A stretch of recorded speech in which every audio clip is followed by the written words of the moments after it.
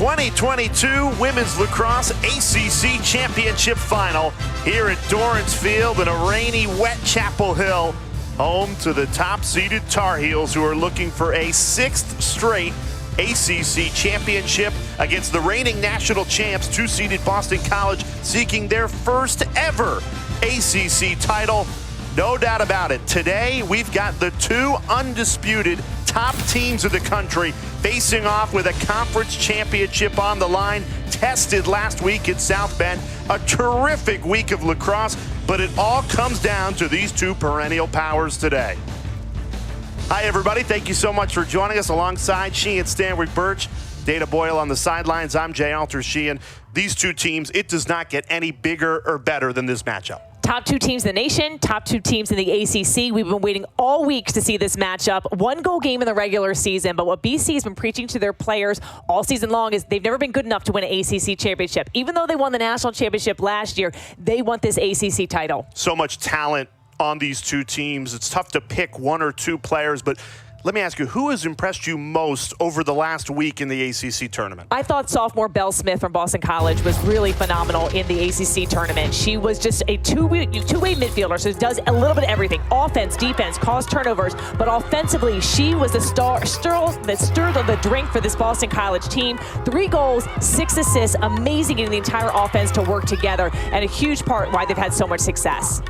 And what about for North Carolina? I think it goes to Taylor Marino in cage. So we talk a lot about the depth that this UNC team, from offense to defense, are so strong. But Marino has been the 2-time ACC tournament player, and she's been phenomenal. 12 saves against Notre Dame, leads the ACC in save percentage, a strong leader and voice back there for the defense. And then, of course, there's Jamie Ortega and Charlotte North, arguably the two most talented players in the entire country. And we are on record watch for both of them. We may see some history today. Absolutely amazing. Two of the best players in the game, both on these amazing records. Charlotte North, 4 goals away from that D1 NCAA record. Jamie Ortega, 4 points away from Jen Adams' ACC record.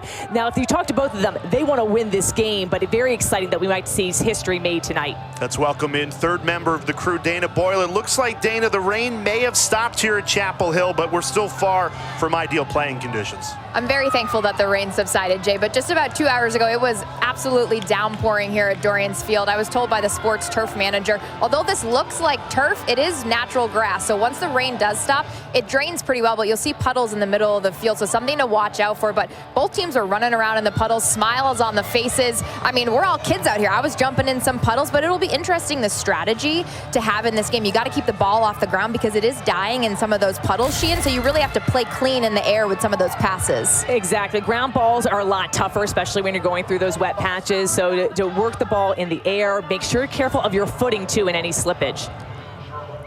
Well, ACC championship on the line. North Carolina and Ali Mastriani in white, Charlotte North and Boston College in maroon. Not just the top two teams in the ACC, the top two teams in the country. Somebody's hoisting a trophy later tonight. We are underway in Chapel Hill, and it's Boston College that starts with the ball.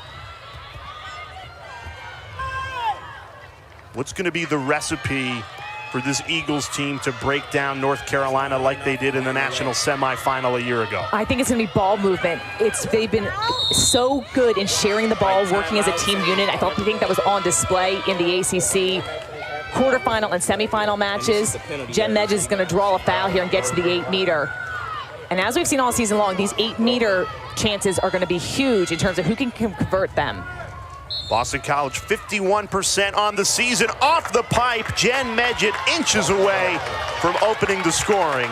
And now Emma Trenchard can lead the break for North Carolina. This Tar Heels team so dangerous in transition. And get it to Jamie Ortega, who can set up shop for the undefeated North Carolina Tar Heels opening possession. The lone unbeaten team in the country, 17-0. A model of consistency in this sport.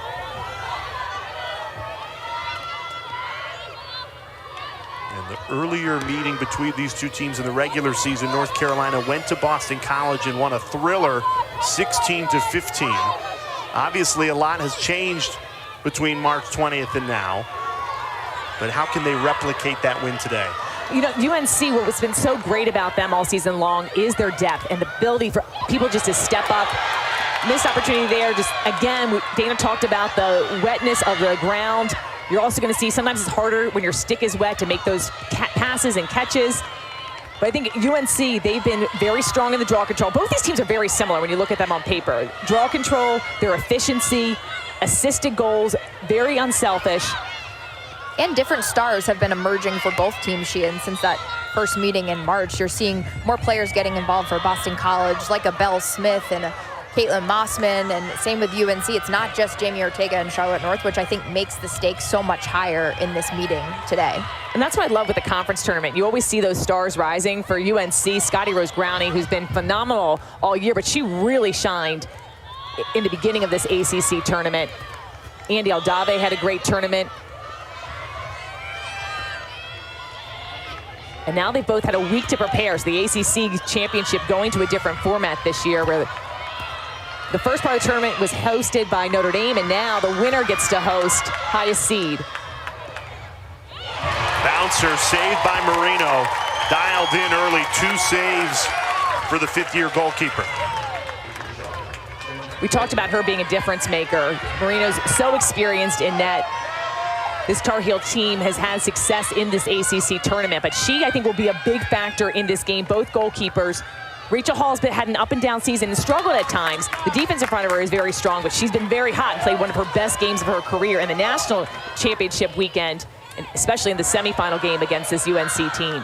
And something to watch, and we talk about this all the time with Taylor Marino. She's so involved in the clear. Unlike a lot of goalies, she will come up to the opposing 30 and almost the 50-yard line. So she is instrumental in Carolina's clear, and she really is that spark for them in that way. It trickles in. It was supposed to be a pass from Mastriani. Rachel Hall fooled. It might have taken a deflection right in front of her cage, but that opens the scoring. I think you'll credit the goal to Mastriani, but she wasn't trying to shoot that ball. No, it was a wide open looking cage, and this can be very tough for a goalie to read. So Mastriani comes with the face dodge. And then, yes, you can see the excitement there. They don't care how it goes in. The pass a little bit off, but Rachel Hall could not track it. And Brooklyn Newman, 35, was almost like a decoy. I know she was trying to catch it, but definitely a good score. They'll take it. Jenny Levy will certainly do that. Head coach of this North Carolina Tar Heels for the last 27 seasons, looking for her 6th straight ACC championship. You know, it's funny, this could be 6 straight ACC title games they've won. Before that streak started, they had lost 6 ACC title games. They have flipped that script, the perennial power out of the ACC. Tar Heels win the draw and will reload the attack. Rose Growney almost made it 2-0.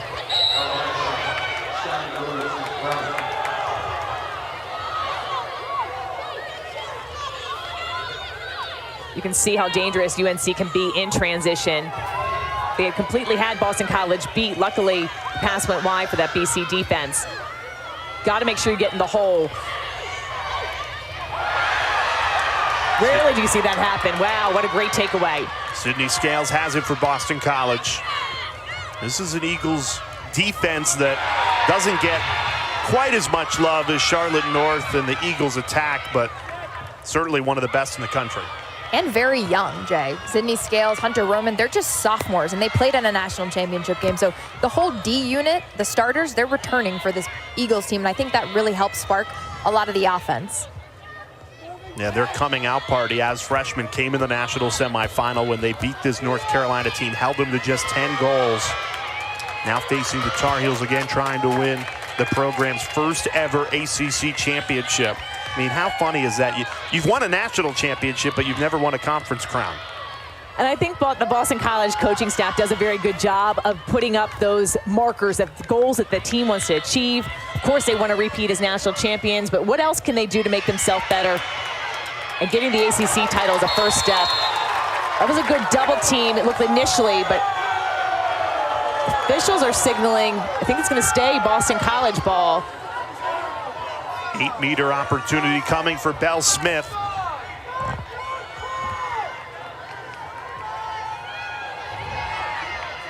Coming off that 3-goal, 6-assist performance in the ACC semifinal.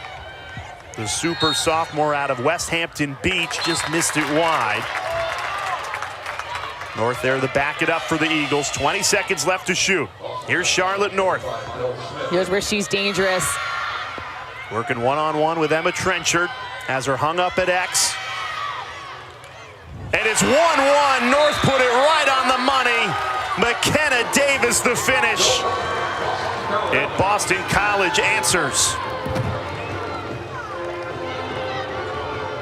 Watch a catch from McKenna Davis. Really impressive for North. She's behind the cage. She throws this before McKenna Davis actually gets there.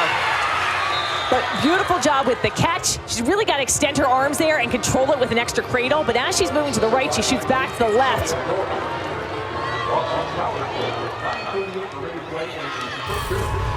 And she's another emerging star, and she's just a freshman, and she knows how to break down defenses. I thought that was such a good play and good IQ by her to get in the soft spot of that Carolina defense and make that score. She's been huge in this ACC championship, especially last week in their win versus UVA. She was on fire. Davis, a terrific freshman campaign for this Boston College team. She's been prolific as a lefty. So to see her to show off the righty finish, perfectly placed to tie this game. Really smart move. And I thought that passing was on display from all of BC this past weekend. Just passing the ball. They just had that intuition of where the player was going to be, anticipating the pass, feeding it. And that way they were able to get past the defense. Especially when Charlotte North gets behind the cage. Everyone knows her as a goal scorer. She can beat defenders one-on-ones, got great moves, and can shoot from virtually no angle. So when the ball's in her stick, you have to honor that. Sometimes the off-ball defenders can get caught watching her. Davis with a head of steam again. Flips it to Charlotte North. Trying to get those hands free. Double team comes in, runs out of it.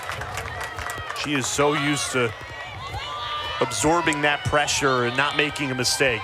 Makes it look so easy.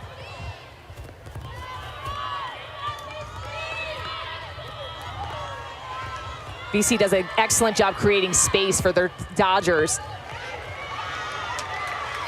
Great defense. Back to North. You see the puddles and the wet grass here at Dorrance Field in certain areas. Saw it there on the North Drive. Double team comes in, off the pipe and in. Cassidy Weeks makes it 2-1 BC. What I love about that play was BC changed their point of attack a couple times. They opted with the first dodge from Medjid. That didn't work. Then Charlotte North had to try. Then it gets to Cassidy Weeks. She just works hard, goes to cage hard, goes through the defenders, keeps on moving to get to the center of the field, protecting her stick from all the checks. She gets it done. And you mentioned it too, the spacing to me, Boston College offensively looks different in the last few games with their spacing. They're really spread out, so you can take those elbow dodges. And Cassidy Weeks, another emerging star, especially in the ACC tournament last week. So impressed with her play. 6 goals and 1 assist in that Virginia game. Cassidy Weeks and Belle Smith basically took over. It was amazing watching them work together. Yeah, that 6-goal performance in the semifinal for Cassidy Weeks, a career high, and she's picked up right where she left off in Chapel Hill. You know, it's interesting, Sheehan brought it up, the mental gymnastics that these two teams will play in the last 6 days since they knew they booked a spot in the final. Usually you'd play 2 days later. Now you get that full week off in between, but does not seem to have affected Boston College. That offense that was so good in South Bend has showed up early in Chapel Hill. Working the ball, just not having it stuck in anyone's stick, causing the defense to have to rotate. Having those multiple threats is what sets these two teams apart from a lot of the teams in Division I. You can't just focus on one player. Often teams will face guard one player, but both these teams have so many other stars that can take that scoring load. In North Carolina, the one criticism for their week in South Bend was a slow start against Notre Dame. Got down 5-0. Came back to win that game 14-13. Olivia Dirks driving out of trouble. Does well to keep possession. That is some incredible 1v1 defense from Melanie Welch, Courtney Taylor, working well as a defensive unit. It's the 1v1 pressure. It's the fundamentals that are so important. Ortega lost the ball. Dispossessed by Sydney Scales. Dana, that's a matchup that favored Scales in the national semifinal almost a year ago. Her ability as a freshman to limit Jamie Ortega and Katie Hogue as a defensive unit was so impressive. She watches film, too, on all of her opponents, which I think is so smart. Very specialized defender. After that Virginia Tech game that Boston College won, she went back and watched film for almost an hour just after the game. That's the type of player that 45 Sydney Scales is.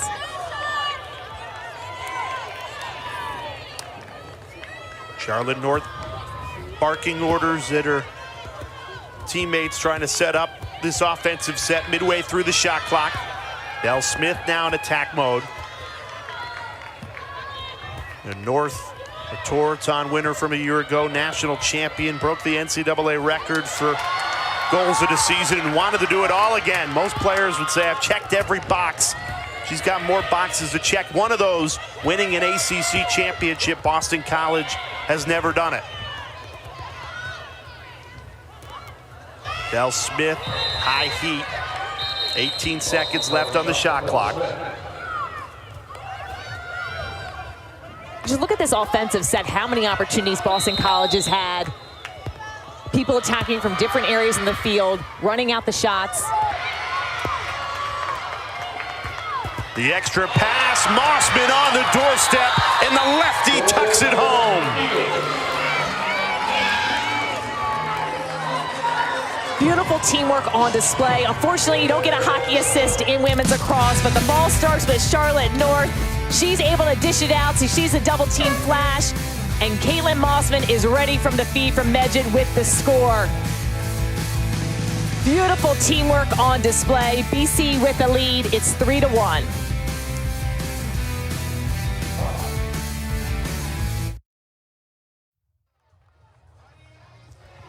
Boston College with a terrific start down at Chapel Hill, North Carolina against the top-seeded Tar Heels, a 3-1 lead, but they're trying to get over this hump. They have never won an ACC championship. They've been so close in the last 4 ACC championship semifinal, 2 championship games where they've lost to this Tar Heels team, and then a semifinal loss a year ago. And it's no secret, if you've talked to Boston College head coach Acacia Walker-Weinstein, she has told you since the beginning of this season, the goal, an ACC championship. That's what the focus has been on. Listening to her talk and her players talk throughout the week on media, that's been the message, the entire team. They want to come out here, they want to compete, they want to get this ACC tournament. It's her words that she told us. We haven't been good enough to win an ACC championship. We want to be the better team. I also thought it was interesting, too. She told us earlier last week before the semifinals, I don't want to get into this emotional battle. We just need to keep thinking about what we need to do and really cement the fundamentals. So yes, they want to win one because they haven't, but she doesn't want it to be this emotional. The kids got to get out of their heads and just play the sport that they love and know. So far, Dana, midway through this opening quarter, Boston College has been the better team, 3-1. North Carolina, really their lone goal came on a confusion. Pass to the inside, just bounced right past Rachel Hall. And this UNC team has had so much success on their home field. Big advantage to have home field advantage at this point of the year. Everyone's tired with all the travel, coming back from a long trip to Notre Dame, finishing exams, and UNC gets to host. And they've had so much success winning on their home turf. Here's Andy Aldave, the transfer from Notre Dame, who's been so instrumental this season for North Carolina, 31 in white. Always seems to get herself in the right spot. Mastriani down the right alley, takes a crack at it, but it soars high.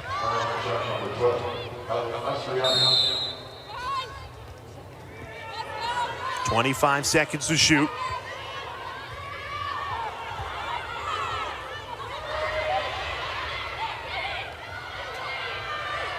UNC's looking for some feeds inside, but credit the BC defenders matching stick to stick. It's hard to find an opening.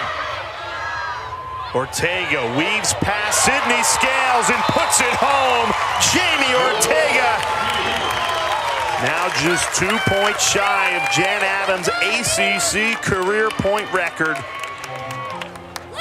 And earns a crucial goal for this Carolina team. A much-needed goal for Ortega, and after having some turnover, she comes down here. She's very deliberate, gets to her natural lefty hand, but instead of switching to the right to get to the inside, she keeps it there. And I think that really fooled Rachel Hall. I think she was expecting her to switch to the right-hand side, and instead, Ortega shoots to the backside and gets a great score. Excellent take for her, and good job for the rest of the offense not allowing a slide to come.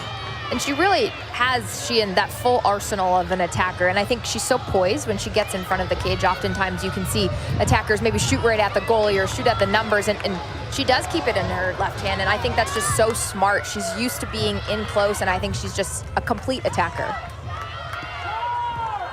Broken so many records as a Tar Heel, the career points leader. But she wants that national championship. So it's amazing with how much individual success both these teams have. Yeah, as we showed you before the game, we are on record watch for Ortega and North. But if you talk to them, they could care less about the records right now. They want to win today. They want to get that ACC championship trophy. Selection Sunday for the NCAA is tomorrow night at 9 p.m. And likely the winner of this game gets that #1 seed in the NCAA tournament. So a trophy on the line, likely the #1 seed on the line to the winner of this game. Yeah, that's sort of the game within the game, right? You're focused on finishing the ACC season strongly, but the NCAA tournament right around the corner. You do think the winner of this game will be that #1 seed, Shan? That's how I would imagine it. You have now Boston College does have 2 losses, to Syracuse and to UNC. UNC's undefeated, but I think a head-to-head loss against BC. That rang off the pipe. Duke and UNC. Duke and UNC. That would have set them apart. Late season performance. Confusion down on the field after the North shot.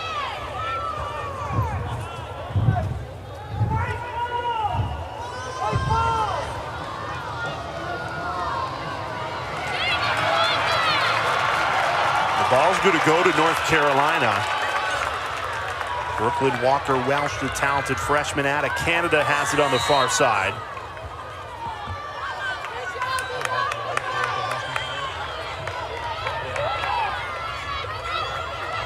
Taylor Marino gets a lot of accolades in goal, and rightly so. All-time winningest goalie in a Tar Heel uniform, 3-time All-ACC first-teamer. But she's got an excellent defense in front of her as well. Emily Nall's one of those players helping on the clear there. Just look at these two teams up and down the roster. Not a lot of holes, just a lot of talent. Such strong depth. The transfer portal's been good to both teams.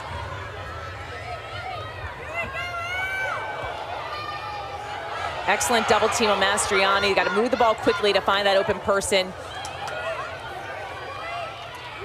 Back to Mastriani.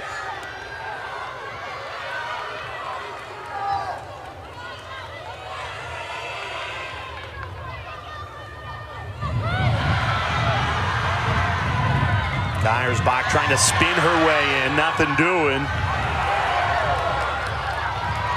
See that ball just dies in the middle of the 8-meter. It rained pretty hard for 2 hours leading up until this game, and you're seeing the effects of that.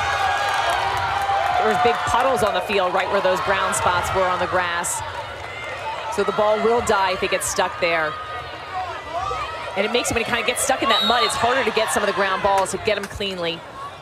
And some of those quick passes, those short passes in the 8-meter, they don't always connect and they don't always hit well when it's raining and the field's kind of sloppy. So you saw that on that last possession for UNC. And Dana, it seems like the conditions are worse in certain pockets. I would say when UNC is attacking the Boston College side, it's a lot more wet than it is right now what you're seeing on the TV. It's a little more dry on that end.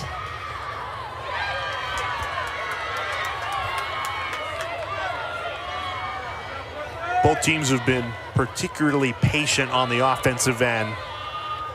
Now, they're known for scoring a lot of goals this season. North had a really good look there, couldn't cash in. Usually they'll go fast, fast, fast, but why do you think they're slowing it down? Is that part of the conditions as well? I think you got to be worried about the footing, so just making sure that you're attacking with a purpose and being smart out there. I also think the defenses are playing really well, that when they go to attack the cage, they are seeing the double team and pulling out.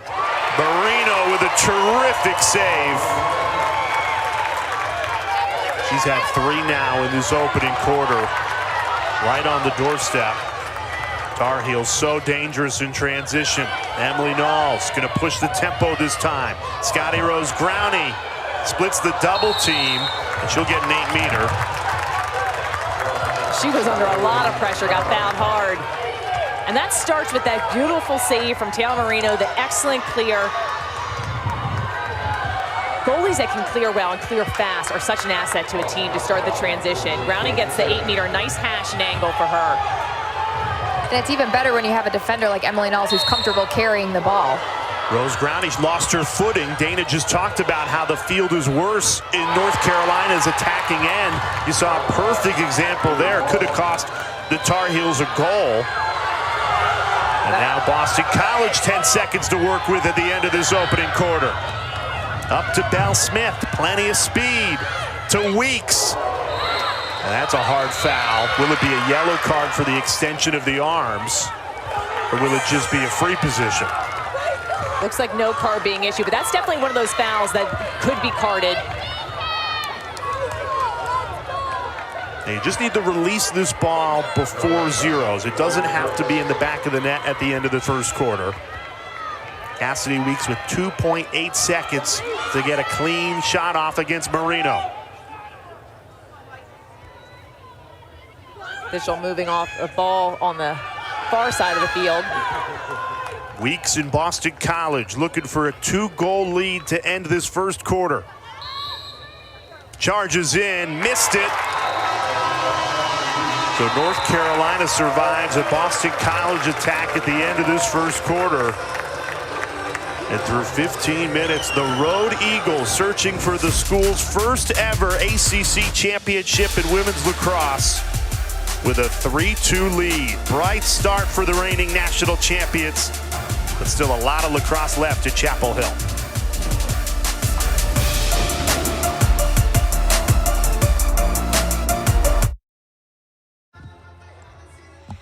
Now, it has stopped raining here in Chapel Hill, but again, it was a torrential downpour for the 2 hours leading up to this ACC championship. She and Stanwick Birch, Dana Boyle down on the sideline. She's probably happiest that the rain has stopped.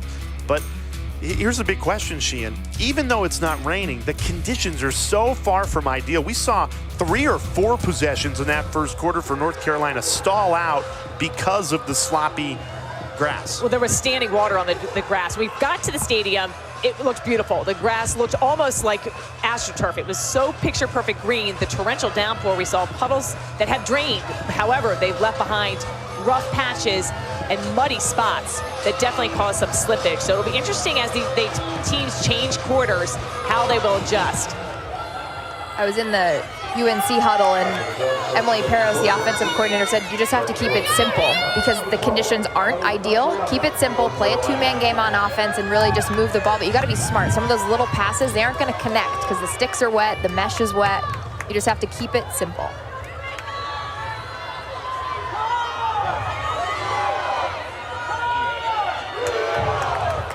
Charlotte North and Allie Mastriani back of the draw control circle. North wins it to herself.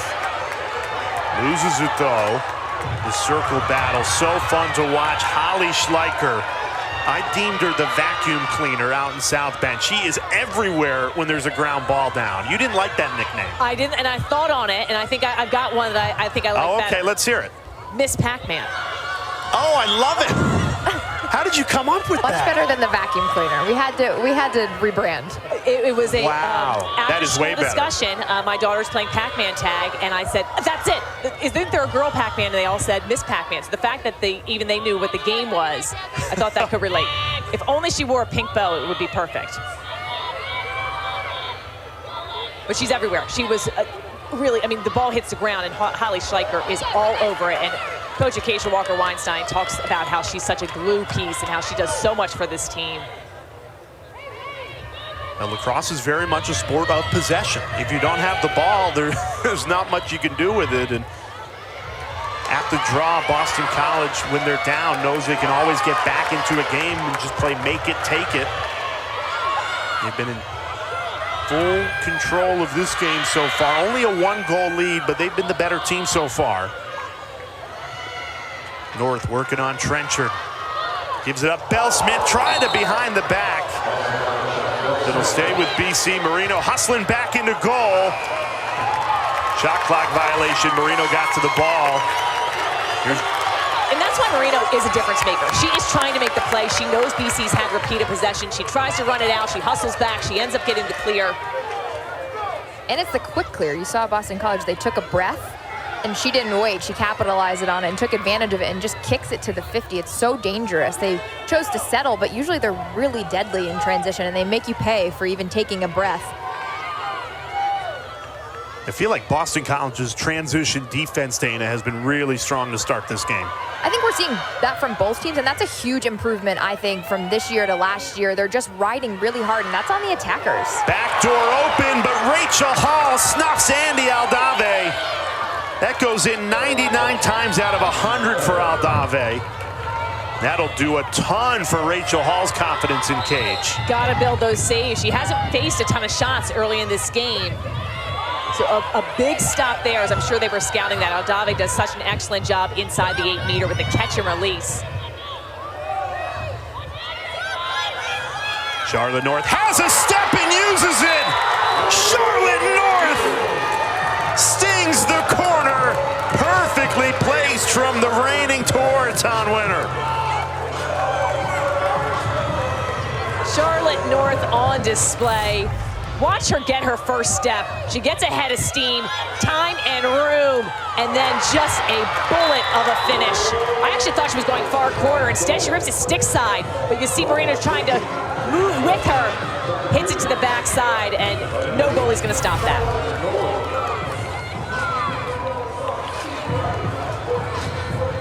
And North now just 2 goals away from tying Courtney Murphy's NCAA Division I record for most goals in a Division I collegiate career. And so many of those just like that make you go, wow. So impressive. I mean, when she gets a look at the cage, especially her 8-meter shots, her accuracy, and her teammates, though, because you know teams want to slide to her. Now, she will dish the ball out for assists, but her teammates creating the space for her deserve a lot of credit for giving her a lot of time and room to work. And she's another selfless player. And as beautiful as that shot was, she's the first one to celebrate everybody else's success. You watch her off ball, and she's jumping for joy, jumping up in the air, and just celebrating her team. And I think that's what makes Boston College, the chemistry, so special this year. Dana, she does have a flair, though. When she decides to take it to goal herself, she never scores a boring goal. It's always, oh my goodness. There's nothing like her shot. It's a thing of beauty. It's a highlight reel. Mastriani, the immediate answer. Ali Mastriani on the run. And North Carolina back within 1. Return serve for UNC.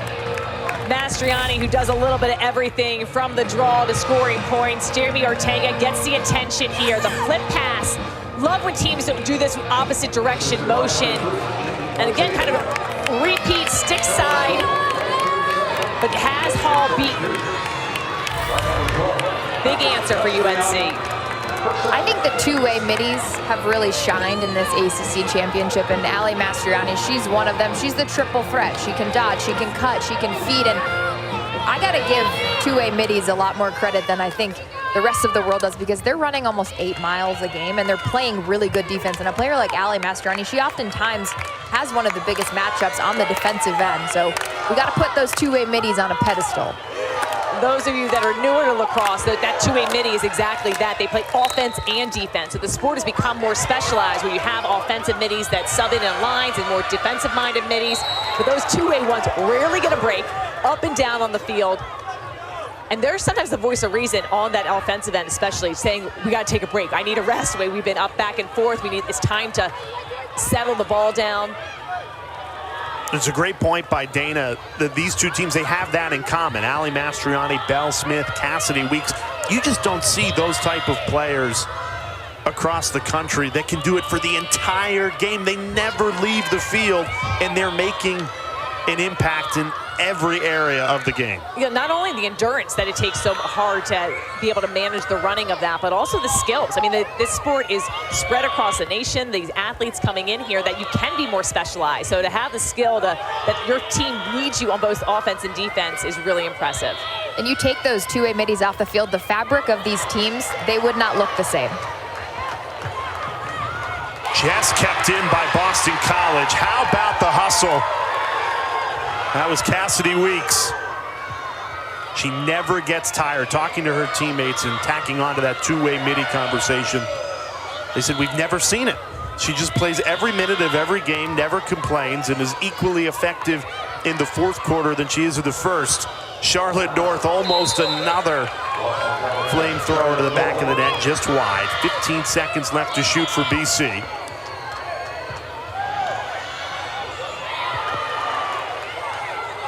North trying to dig it out. 5 seconds left. BC has to hustle. They don't get it off in time. Shot clock violation. Wave off the goal by Jen Medjid. Almost there. But great hustle play, and they're working the defense really hard. It just feels like the BC offensive sets have been a lot longer than UNC, but we knew this was going to be a back and forth game. Here's Taylor Marino again, likes to come up high. And look at the pinpoint passing, just excellent job. And that her teammates are constantly ready. They're in a position to receive the ball.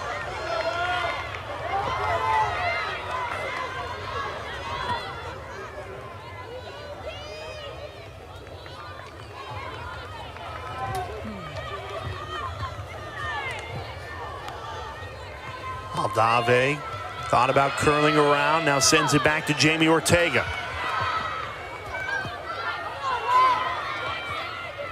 Elizabeth Hillman on the run. Lefty right into the chest of Rachel Hall. She's already got more saves in this ACC championship final than she did in the semifinal a week ago against Virginia.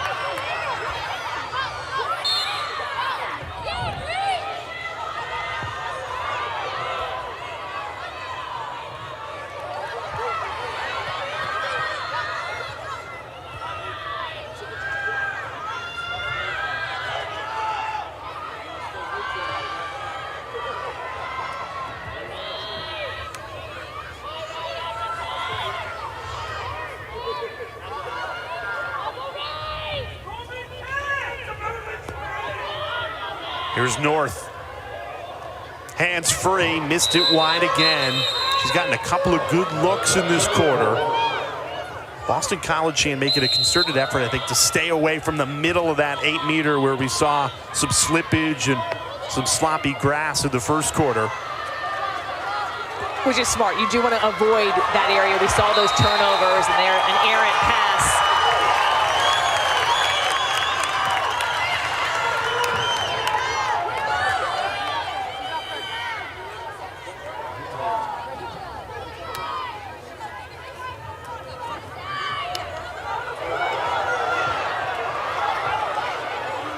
Ground ball, won by Ortega. Head always on a swivel up to Aldave, who hits the grass and wins herself an 8-meter.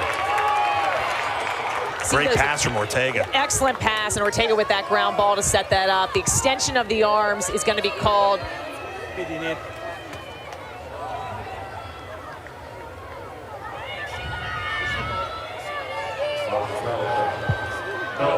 Aldave, who scored 4 goals in the first meeting in March against his Boston College team.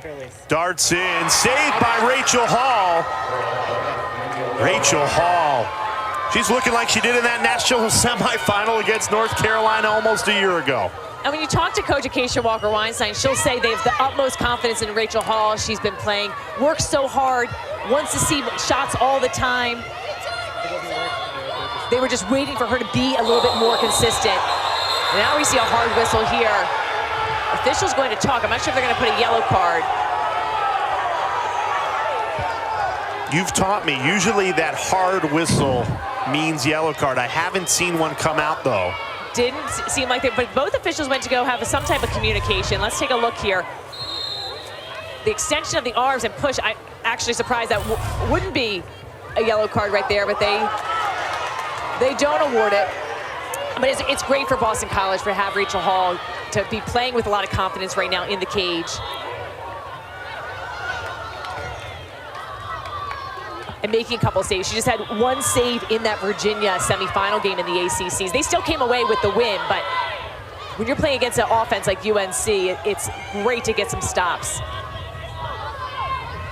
And much needed, because this offense likes to throw a lot of shots out there, so many different scores. You need your goalie to play really well. Belle Smith into traffic. 25 seconds to shoot. Spinning her way in. Charlotte North there to back it up.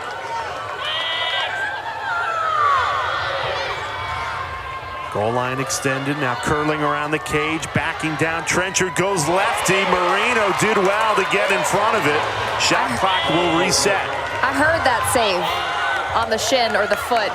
I heard it from the sidelines. That one was a hard shot.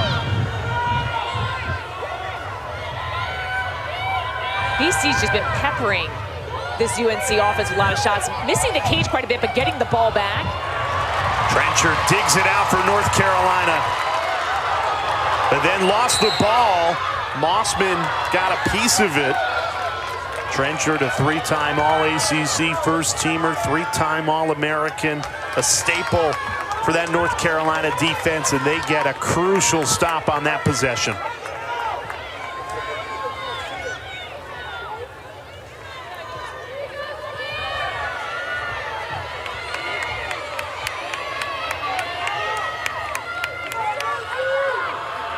Five minutes remaining in this second quarter. North Carolina only 3 goals this half.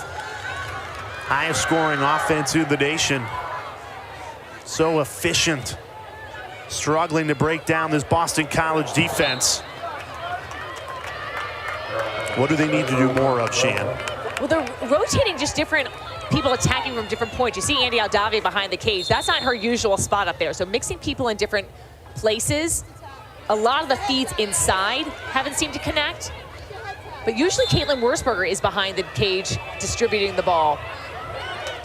Another save by Rachel Hall. That's 5 on the afternoon. And only 1 save in that semifinal against Virginia. She looks like a totally different goalie out there today. Totally different, lots of confidence. You see her coming up as well. And when we talked to Acacia Walker-Weinstein, she said, we just have to get Rachel Hall back to playing backyard lacrosse, kind of get that confidence, but play loose. And you see her doing that tonight. Yeah, she's telling us that they were going over all the different technicalities and footwork, and they just told her, just forget about that. Just go out, have fun. Just see the ball, just focus on the little things. Belle Smith somehow bounces it, perfectly placed. Don't know how she found the angle down that right alley. It puts Boston College up by 2. Smith all alone on the screen. The beautiful bouncer. Marino wants that one back, but Smith with the great bouncer and score, they're up 5-3.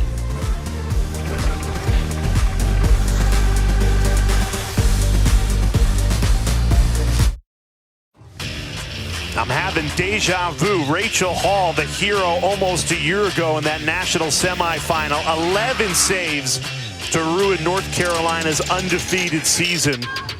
And here we are, what, 48, 49 weeks later, and Rachel Hall has picked up where she left off against the Tar Heels. 5 saves today, and they all seem to be big ones. Really big ones against UNC, which normally when you see them and scout them, you think that's an automatic goal. They've got the feed inside, making some big stops, excellent clears.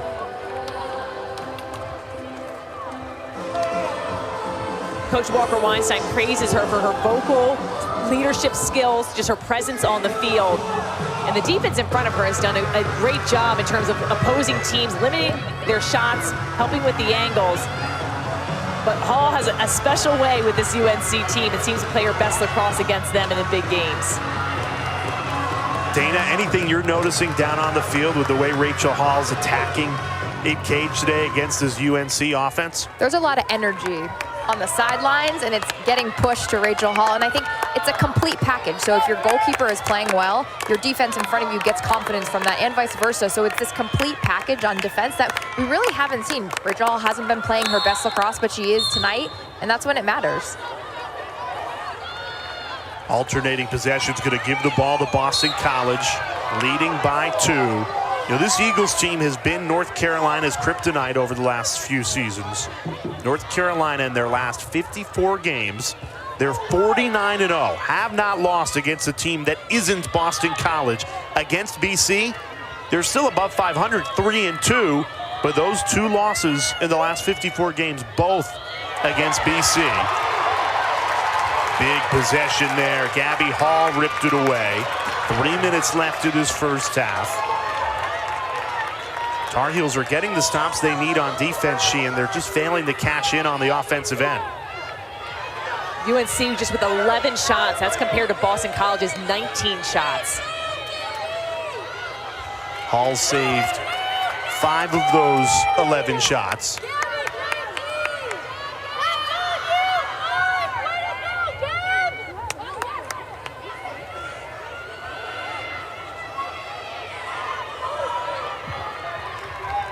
See if they're setting up some type of isolation play.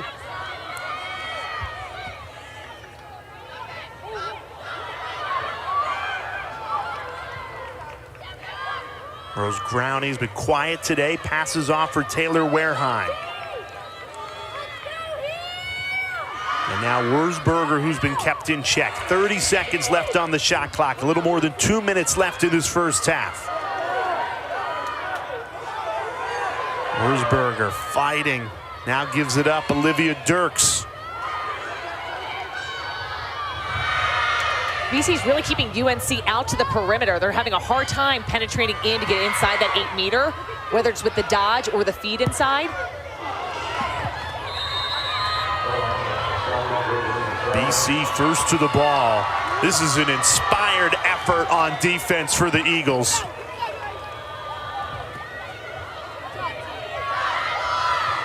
Huge stop. UNC has been excellent on their defensive ride, putting pressure on the clear.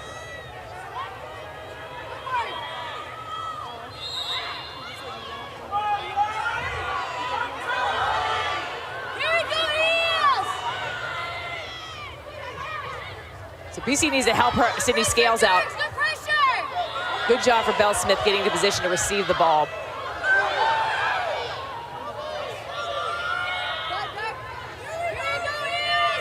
Because that 8 meter is sort of torn up, Sheehan, like we were talking about, Keisha Walker-Weinstein in the last timeout said, you got to keep the ball out of the middle. So you saw Bell attack from that isolation play. They want more isolation plays like that. Keep the ball out of the middle, work the spacing. It looks like North is going to operate from up top. I'm surprised they're not attacking more from behind the cage where the field looks better. Now, just as it's hard for the footing of the offensive players, it's also hard for the defensive players as well. So it goes both ways. How does she do it? Charlotte North tiptoes around the crease, places it in, and Boston College takes a 6-3 lead. You just can't scout that. You watch all the Charlotte North goals. She is just so flashy, but look how she does this with her wrist skills. Just an excellent display of coordination, strength, takes with her right hand, moves it across her body, and then ever so delicately places it around Marino. Almost looked like North was going to take her around behind the cage, but instead, when she sees open space in net, she will take it. 1 goal away from Courtney Murphy's all-time record for Division I goals. An inspired performance of this first half by Charlotte North at Boston College.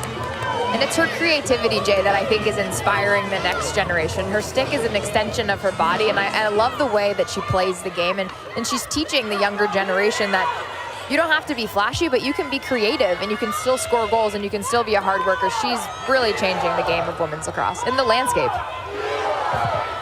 Comes from Texas, just has done so many amazing things. Although the hard thing is you look at that and you think you can do it until you go out and try to shoot like she shoots. You can't. It's really hard to mimic her.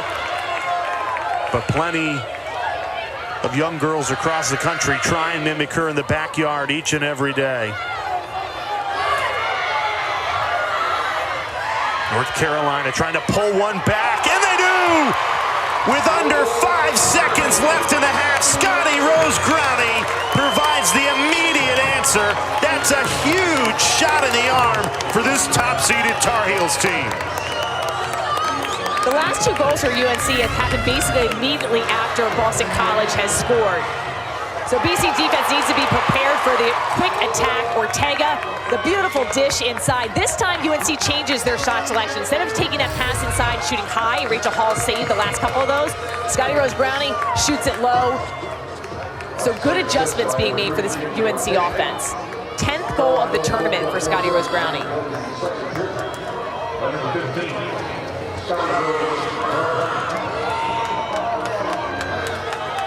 As we saw when North Carolina went down 5-0 against Notre Dame in the ACC semifinal, you can never count Jenny Levy's Tar Heels out. Too much talent, too much fight. In this game, you just get the feeling it's going to come down to that last possession between these two. That was interesting, that Notre Dame game. Notre Dame was fighting their backs against the wall, trying to become eligible for the NCAA tournament. And they looked on fire against North Carolina. But it didn't seem to give any doubt to this Tar Heel team. They just battled back and ended up winning by a goal. Rachel Hall, 6 saves in this first half. Boston College, a 2-goal lead against the lone unbeaten team left in the nation, North Carolina. BC seeking the program's first ever ACC championship. They're halfway there. Dana Boyle with Boston College head coach Acacia Walker-Weinstein. Rachel Hall had 6 saves in that first half. How do you continue to lock down on defense? We have to continue to be aggressive. Don't sit at all, including Rachel. I mean, she's being aggressive. She's attacking the ball, and that's what our defenders are doing. It's been kind of our thing all year, but we can't sit back. They're too good to let them sit back and let them do what they want. And offensively, you can't sit back either. So what's the strategy in the second half? I think we're going to continue to isolate a little bit. And then we just need a little bit more ball movement to sort of work well with our isolation. So we go hard 1v1 and then move the ball a couple of times, look for our inside cutters. We got to stay out of the 8-meter. We're kind of shrinking a little bit. But I'm excited. I'm happy with them, and it'll be a big second half. Thanks, Coach. Thank you. Jay? Great insight at what's going to be discussed in the Boston College locker room. A 2-goal lead in search of the school's first ever ACC championship in women's lacrosse.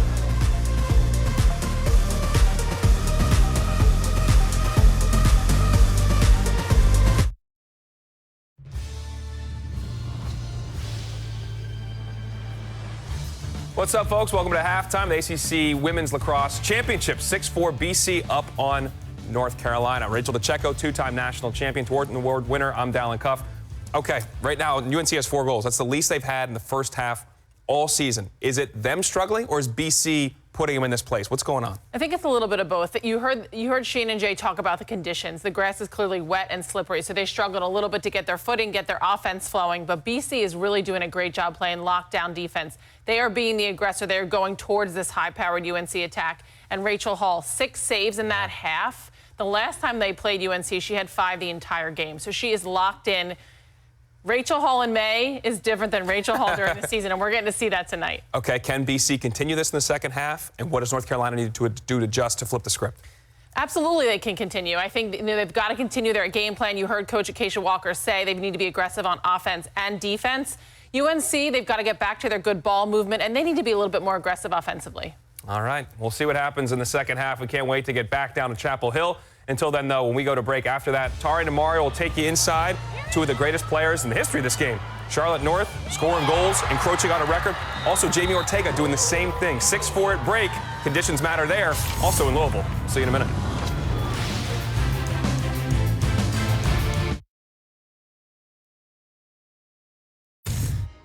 Hello and welcome to another episode of Sound On with Tari and Amari. I'm Amari Pollard here with Tari Cantamiri, and this is it. This is the game of all games to watch. UNC versus Boston College. These are the two top teams in the nation, and how lucky are we that we get to watch the two top players in the nation too, Charlotte North and Jamie Ortega. So let's talk about what makes these two players so special. I'll start off with Charlotte North. And I just think what's great about her is how she handles the ball with such control and care. I mean, no matter how exaggerated her motions are or how excited she gets when she's about to go to cage, the ball is just like perfectly placed in the middle of her stick head, just like a perfect, like, you know, like a little baby being like delicately cradled. Amari, I'm gonna say something that might get the streets talking, but you know what? I have to say it. Charlotte North is the best lacrosse player in men's and women's lacrosse, okay? The whole college lacrosse landscape, the queen of the North is at the top. I don't want to argue. Sorry, but what about Jamie? I don't think I've ever seen someone who's able to shoot the ball so well, but also assist her teammates equally as well. She is super, super complete.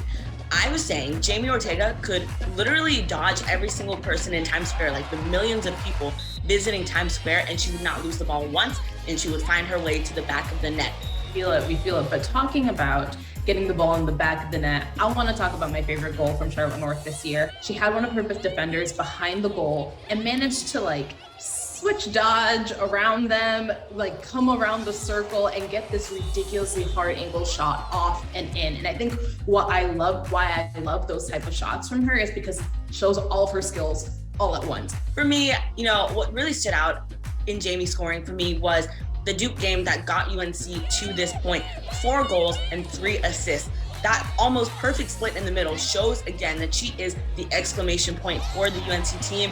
She gets it done no matter what. So you know what? I love all the goals. I'm embracing them all. I just think it's amazing to watch her because the way that she moves, how she identifies the field, how she finds ways to make things happen is exactly what UNC needs, and she's really powering them to this game.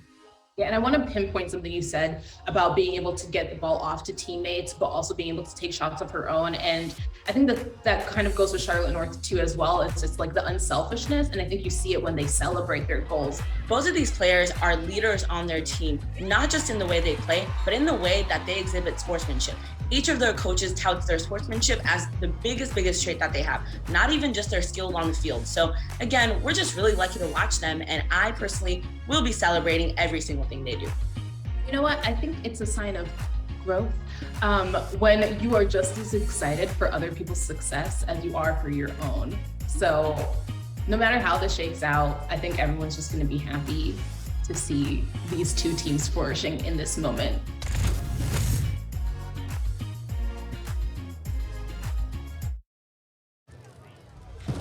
Two high-powered attacks in this ACC championship, but it's all about the defense, or at least it was in the first half. Boston College with a 6-4 advantage after the first 30 minutes.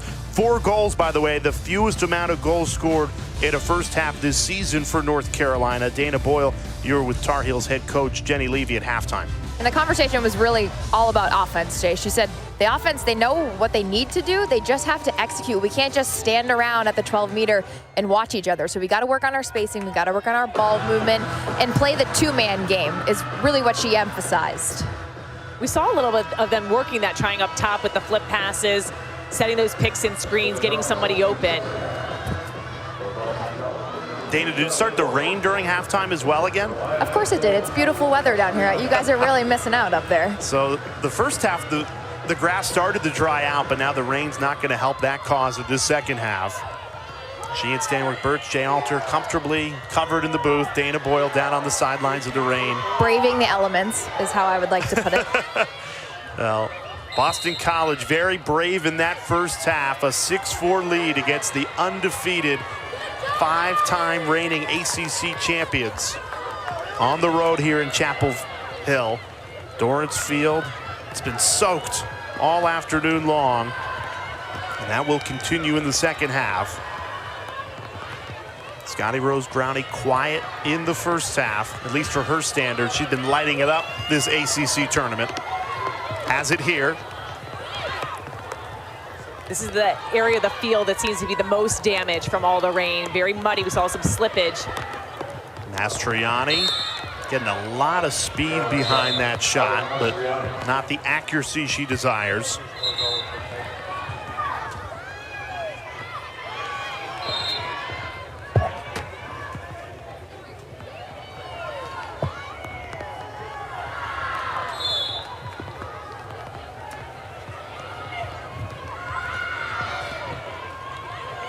Wurzberger trying to muscle her way in. Boston College is not giving an inch on defense right now. They're playing really solid one-on-one defense.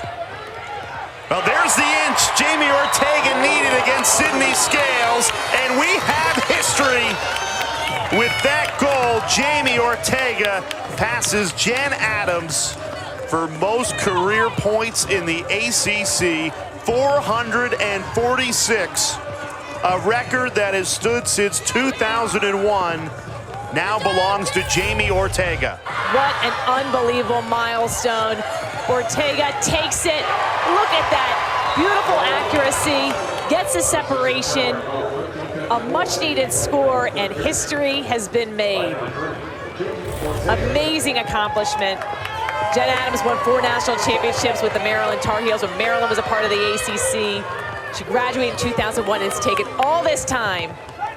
And Jamie Ortega now gets to add that to her illustrious list of accolades. You played against Jen Adams. Did you think that record would ever be broken? No, it didn't seem, because Maryland at the time was so dominant. They won a string of 7 national championships. They would beat teams by 10, 15 goals, it seemed like every other week time they played. It was, she was an amazing player, assists, points, goals, any way you had it. She was made all those around her better. Also had a great supporting cast of characters, and she's always will give credit to everyone else, but didn't think that would be broken. Amazing milestone for Jamie Ortega. Congratulations. It's so interesting, too. Every record holder has a different sort of flair. So Jen Adams' play is different than Jamie Ortega. It's different than Charlotte North, but they're all changing the game for the better. Yeah, I was about to ask Dana, what does this record now say about Jamie Ortega and what she means to this game? I think it cements her as an elite attacker. I do really think she's a complete attacker. She rides really hard, she goes to cage hard, but she's really selfless. And I just don't think you break that type of record without being a selfless player. Jen Adams was certainly that, but this cements her in Carolina history, and congratulations are definitely in order. Ellen, today she's been huge for the Tar Heels. North Carolina's only scored 5 goals. She's been a part of 4 of those, 2 goals, 2 assists, and now alone at the top in the ACC career points tally. Boston College still with a 1-goal lead, 2 minutes into this third quarter. Looking for more. Marino goes low to make the save. Emma Trenchard takes off with a burst of speed. Defense to offense. Nobody does it better than North Carolina. Trenchard off to Aldave. The extra pass to Ortega. I thought Trenchard was going to take that to cage. Looking all around, showing just how fast she is. End-to-end transition. We're probably smart to slow it down for UNC.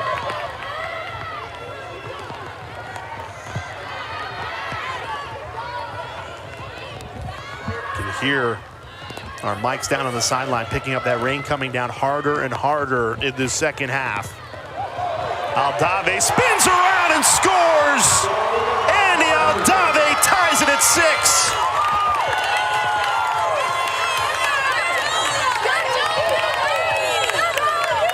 What a beautiful play for UNC to tie this game.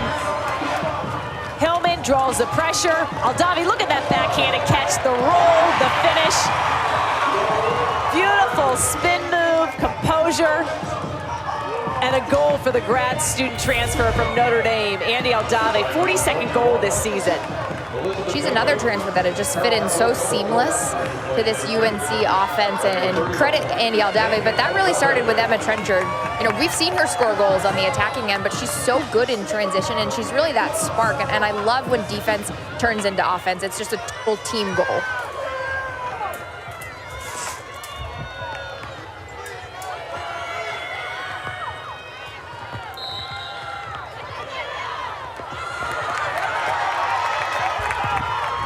Great draw control. So you make an excellent goal, get possession again.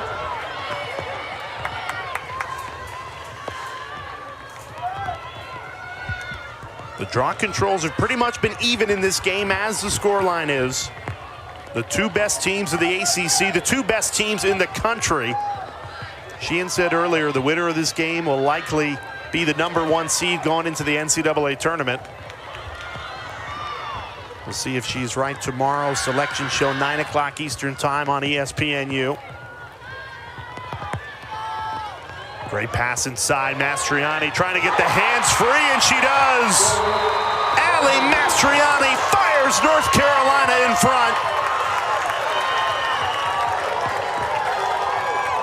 We've seen momentum shifts and how the change of quarters, a break after halftime changes things. UNC has came out inspired.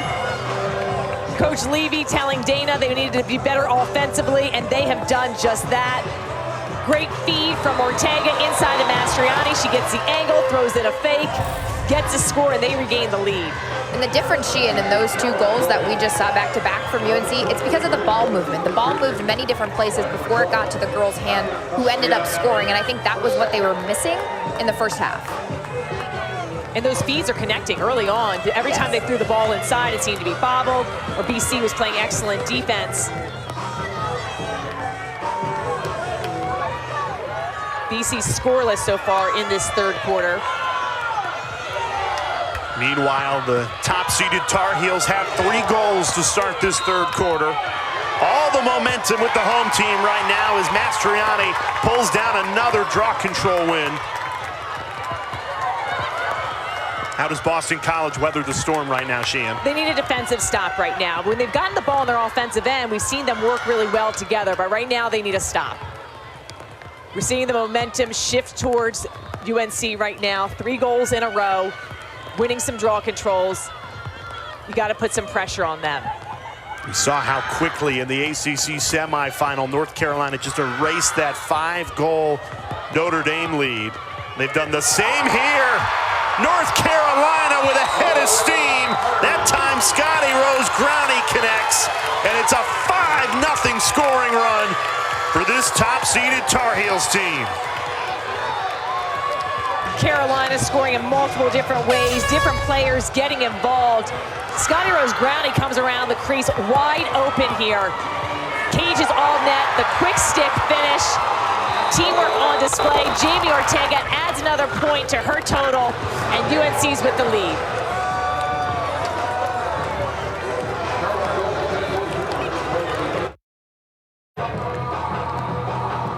Boston College head coach Acacia Walker-Weinstein just took a timeout, and for good reason. North Carolina on a 5-0 scoring run. It is all Tar Heels right now. They came out in that second half and just really started connecting offensively. 3 of those 5 goals assisted. Winning possessions, dominating the draw control 3-1. And we've seen North Carolina, when they've been down in games, they just seem to reset and change the tide, make some little adjustments, never get panicked.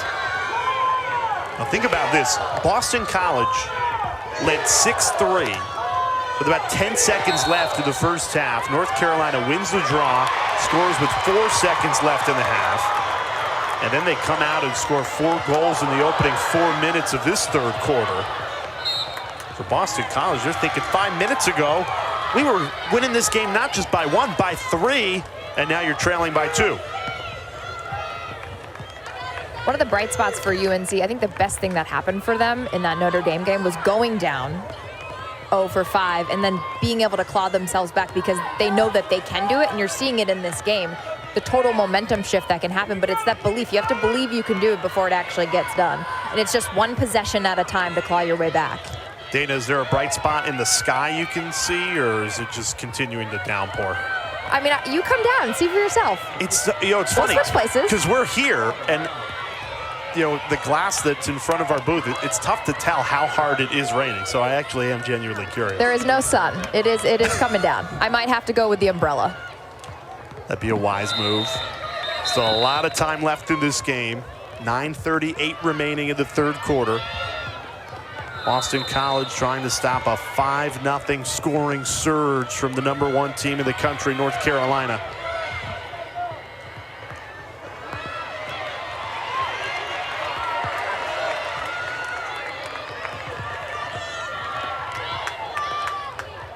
Mossman, great feeder from the left side, picked out north, denied by Taylor Marino. Beautiful stop, Marino. And during the halftime break, assistant coach Kerrigan Miller was working with her and doing that same type of shot, taking it down with her right hand, shooting overhand to that stick side of Marino, I think trying to replicate Charlotte North and what some of her tendencies are. And Taylor Marino invited a special guest at practice the other day. Chris Gray was shooting on her to sort of emulate some of those shots that are coming from Charlotte North. And I asked Chris Gray, I had a chance to catch up with him, and I said, so what was it like shooting against Taylor Marino? And he said, she's as good as any goalie that I've ever faced, which I think is a huge compliment. And he did joke and say, sort of laugh, wasn't joking. He said, I didn't really make many shots on her. Amazing compliment from the UNC star attackman. He, who also was on record watch most of the season and broke the NCAA record, 401 career points for him. So congratulations to a lot of the Tar Heel family. Ortega, who broke Jen Adams' ACC record earlier today, adds another goal to her tally. Jamie Ortega is on fire in this third quarter. Sidelines got the energy. UNC has responded. Jamie Ortega showing why she's one of the most dominant attackers in the game. Beautiful placement of the shot. We talked about the wet grass. Mixes up the placement, but doesn't opt for the bounce shot. Beats Hall with just pure accuracy. Excellent first step. 65th career hat trick for the grad student. A lot of goals, a lot of points in her Tar Heels career, now the most ever in ACC history. She is not done yet. 3 goals, 3 assists. Incredible effort in the ACC championship. 4-time All-American. She's done it all. Well, nearly all. Still waiting to check that national championship box. Although this Tar Heels team, they give you the feeling that they're on a mission for Memorial Day weekend. The sting from last year's loss in the semifinal still is with them. When we talked to Coach Levy at the beginning of the season, she said that loss to BC in the semifinal game, they remember. And it still hurts them. They avenged part of the loss in the regular season, but they still want that national championship, the ACC championship. We knew that these teams would likely see each other 2-3 times this season. This is the second meeting of what could be 3.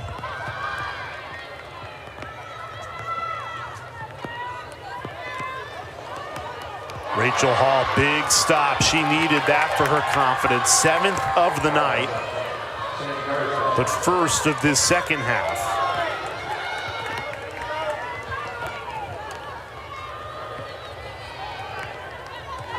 Boston College hasn't had a lot of the ball in this third quarter. It's been all North Carolina. One-way traffic. Could really use a goal to just get back in this game on a confidence level. They seem to have the rhythm in the first half in terms of on their offense having possession. BC just had 3 shots in this third quarter compared to UNC's 7. UNC was able to string those goals together, and it's kept it out of the stick of the whole offensive end. All the attackers.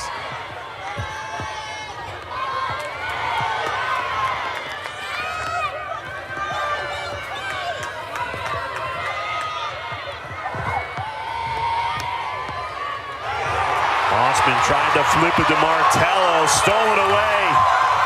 Emily Knowles with the caused turnover. So much speed after she wins the ball. Rose Growney steps up. That had a lot of pace behind it. Just missed. Just feels like everything on the UNC end of the field is spread out. They're finding the open players, and BC's side of the field is very tight. They're getting the defense is able to collapse. It's harder to make those passes. Better spacing is needed on the BC end, and UNC, you can see that they're just playing with confidence right now. They're not playing as tight as they were in those first 2 quarters. It's pretty much like a flip-flop for both teams. You're seeing Boston College. Sometimes that's what happens with UNC. They lull you into playing tight, and if they have the confidence, you just have to fight back and gain that confidence by possession. It's a third quarter that belongs to North Carolina. Andy Aldave scores. It's a 7-0 Tar Heels run. UNC is feeling it. 7 straight goals. Aldave connects. This is where she's so dangerous in the inside. Beautiful pass, the composure, she's tightly guarded. A couple quick cradles, gets herself in a better position to score. The connections are being made. What's made this UNC team strong all season long is the sharing of the ball, the offensive movement. And Aldave gets her 2nd score of the night.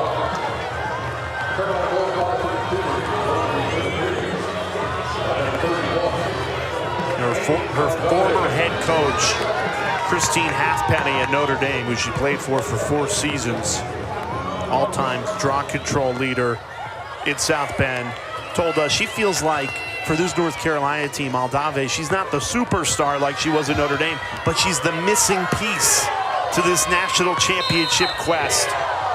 Certainly has proven to be so far this season. Mastriani masterful at the draw. And she was that leader, Andy Aldave, for Notre Dame. I mean, you can see her in the offensive huddle. She's breaking it down. She's communicating with her teammates. So she very much is that emotional leader on the field as well. We've seen when UNC struggled at times, whether it's with the draw, with scoring, they plugged Andy Aldave in different spots, and she's sometimes been that spark that they needed. In that Notre Dame semifinal game, when they were struggling, they moved Aldave to the goal circle. She had scored a key goal, and things went UNC's way. Much needed stop for Boston College. Good pressure by Wurzburger. Hall gets it to Sydney Scales.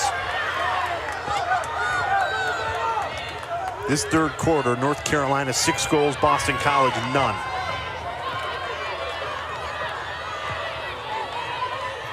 It's not as much what Boston College is not doing or doing, it's more of how UNC came out on fire and responded.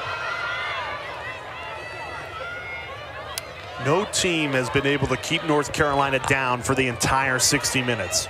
Now, Notre Dame definitely dominated that 1st quarter a week ago in the semifinals. Boston College, they were able to dominate really the 1st half, but it's just a matter of when this North Carolina team's going to turn up the heat. We have seen that in the 3rd quarter. UNC is winning 6 draw controls. Boston College only had 1, which has transitioned into not many opportunities for Boston College. And another interesting stat about UNC is that they've led entering every 4th quarter this season. That is extremely impressive. A streak that looks like it'll continue. Boston College desperate for a spark, can't get one. Emily Knowles again on the clear. I mean, she's a one-woman clearing machine for North Carolina. Look at her go.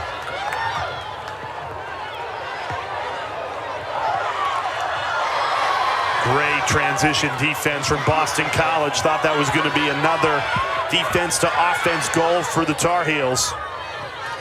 Well, look at how aggressive the ride is.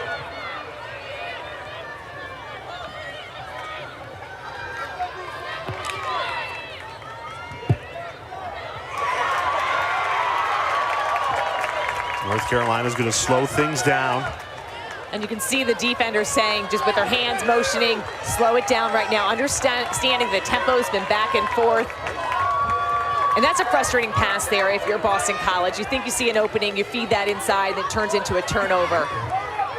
We've seen BC ramp up the pressure on their defensive end, trying to get the ball back. They need to continue that and put some pressure on.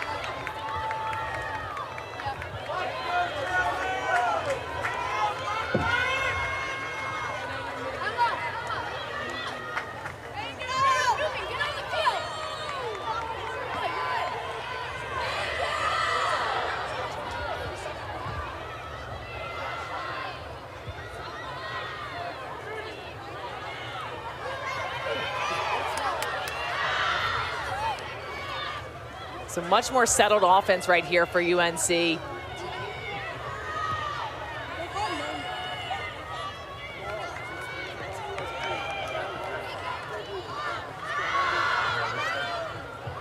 "20 seconds to shoot. Ortega, 3 goals, 3 assists today, and another assist. Andy Aldave strikes again. And it's 8 straight goals for this Tar Heels team. 7 of them coming in this third quarter. Beautiful play. Ortega's been so dangerous from up top with the dodge. But here she opts for the pass. The double team flashes. Aldave's wide open. She's always in a position to receive the ball. Great take and finish. And what makes Ortega so dangerous is she is that dual threat. She is an excellent scorer, but she also is a fantastic assister, and she'll throw the ball. And you can just see the connection as the 2 players talking to each other, knowing where one's going to be, that you can throw the ball quickly and slipping into the right spot. That was the adjustment that they weren't doing in the first half, though, when I spoke to Jenny Levy coming out of the locker room. She said, we got to work on our 2-man game, and we got to work on our spacing, and we have to connect. And you saw that. You said it, Sheehan. Andy Aldave was open, but she was also in a position to receive the ball, which makes that score possible. Now, they just played Born to Run by Bruce Springsteen. I'm thinking to myself, Andy Aldave, she's from Baltimore, Maryland. I feel like you got to play that song after somebody from New Jersey scores. She would love to get back to Baltimore, the home of championship weekend, the Final Four this season for women's lacrosse at Hopkins. That's the goal for North Carolina. Sure, an ACC championship is part of that journey, and they want to win that trophy for a 6th straight year, but this season won't be a success for this North Carolina team unless they go undefeated, win that national championship. All these players, they have that taste in the mouth of being so close, of being undefeated in the regular season. This Tar Heel team, a lot of these players came back so that they could win a national championship, have that opportunity. Emma Trenchard's one of them. She's got the ball here and plenty of room to run. Burst of speed, Trenchard.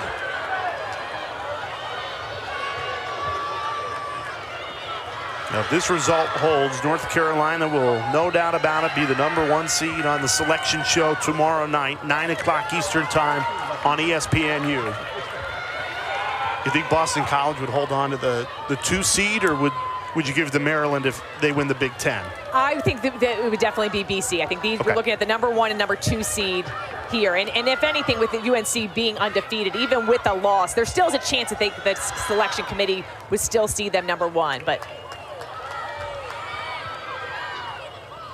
well, if they play like they did in this third quarter, there's nobody in the country that can beat them.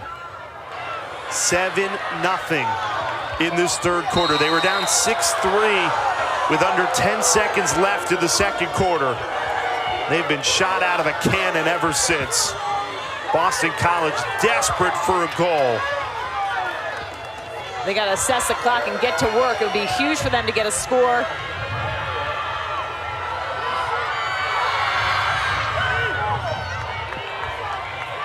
Here's Charlotte North, 10 seconds to work with. Hands free, Marino with the stop.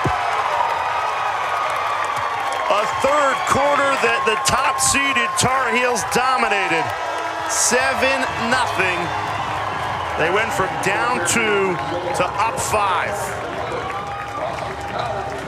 Still a fourth quarter to play. North Carolina has won every game that they have led going into the fourth quarter, holding BC scoreless that entire third quarter. Impressive effort.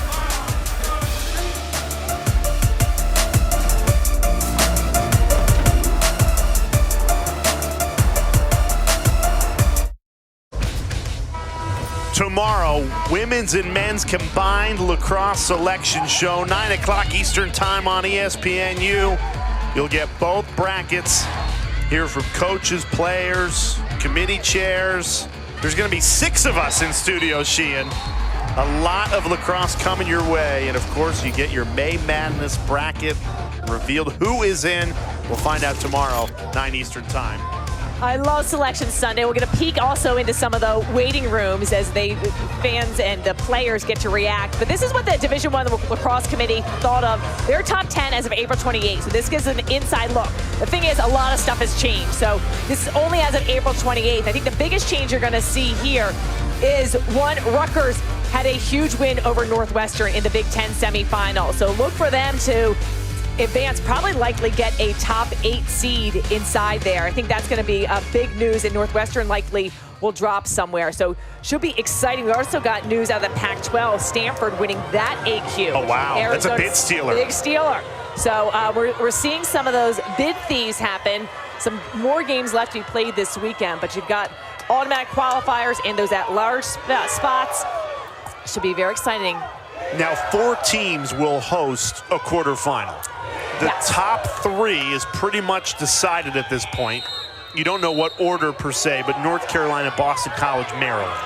So that 4 seed is the big question mark going into tomorrow night. I think, yes, it's going to be a very interesting spot. The Big Ten final still yet to play.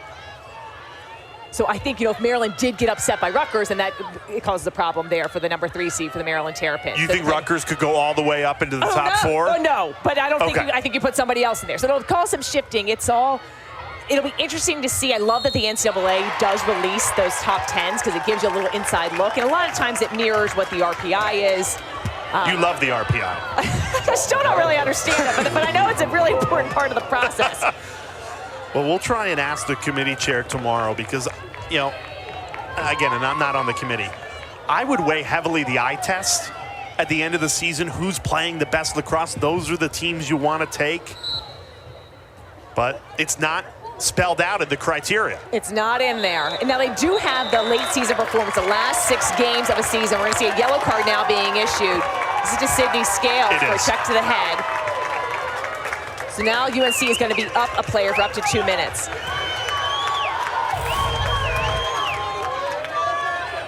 Watch just one arm, and actually it looks like just her check to Mastriani's stick caused Mastriani's stick maybe to hit her head. So not necessarily a intent to hit her head by any means. But if you cause a player's stick to hit their head, that also can be awarded a yellow card. North Carolina is woman up, so Mastriani decides against going to goal.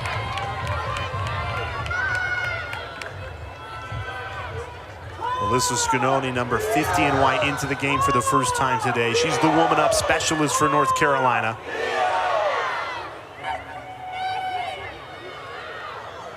Top-seeded Tar Heels have now scored 9 goals in a row. Scotty Rose Growney in perfect position to put that home. And this is all North Carolina.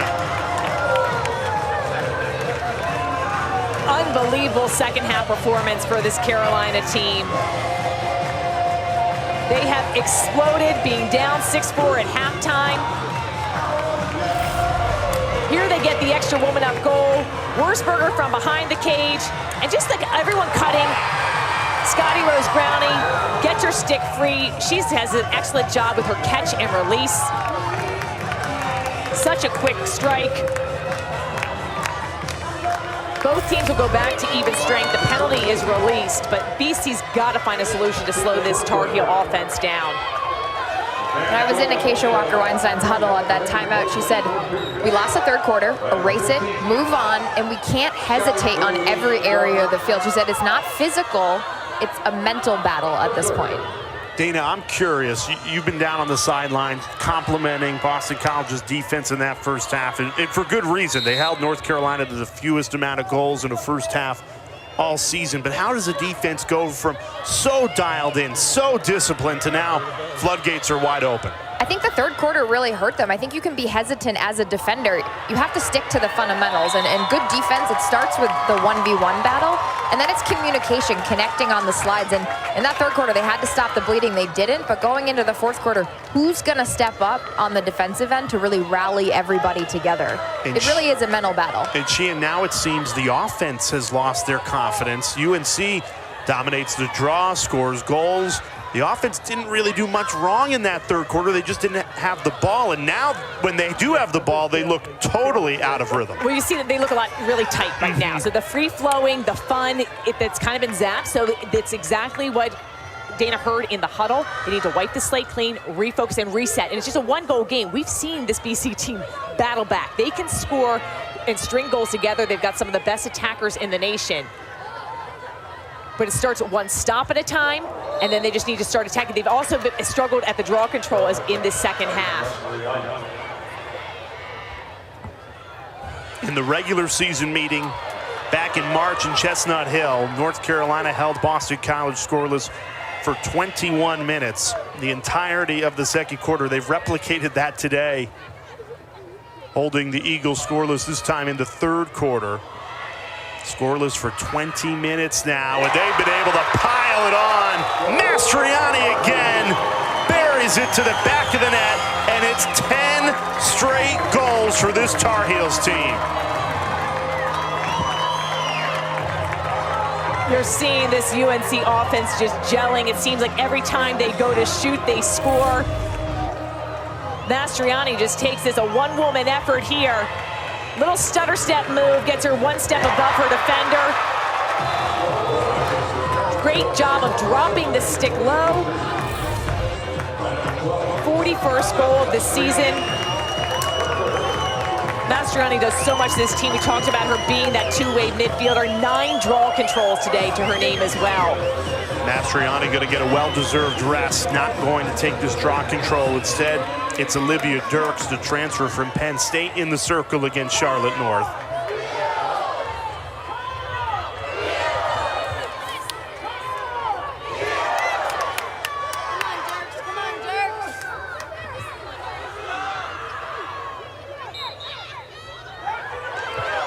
North tracks it down.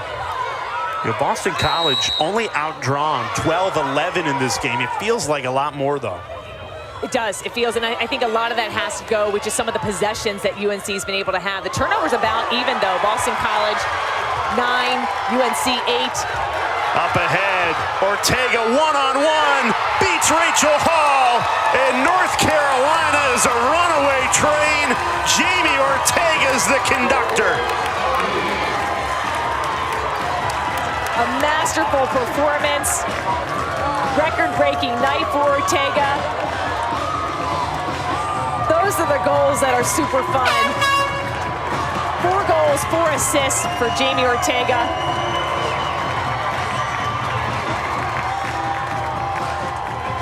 Timeout, Boston College. That's the type of night it's been for BC. 11 unanswered goals for #1 North Carolina. Tar Heels lead by 8.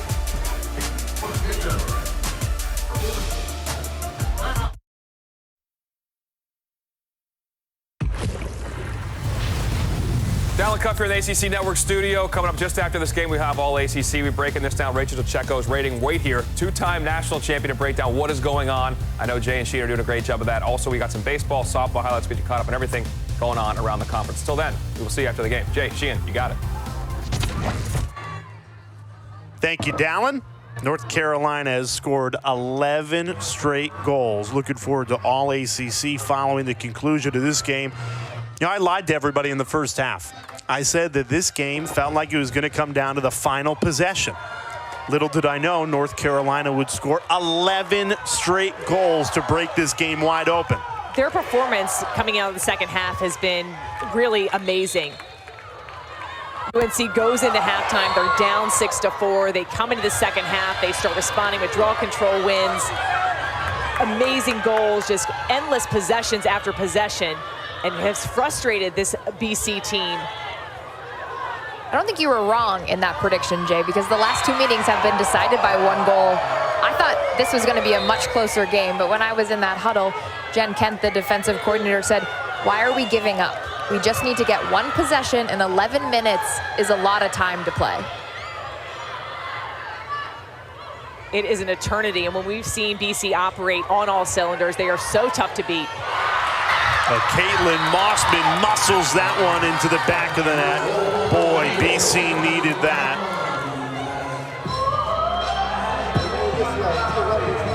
Mossman's been a real leader for this BC team. A much-needed goal finally ending that 11-0 UNC scoring run. 20 minutes without a goal. And we have a goalie change. So watch Mossman, she's so dangerous coming around the crease. A little rocker move, drop of the stick, slips that one by Marino. Beautiful finish there, somehow is able to handle the pressure, stay on her feet, gets her 34th goal this season. And Maddie Manahan, the sophomore out of Morristown, New Jersey, in goal now for Boston College. Rachel Hall has been pulled from this ACC championship after 14 goals allowed, 7 saves. Had a really strong first half.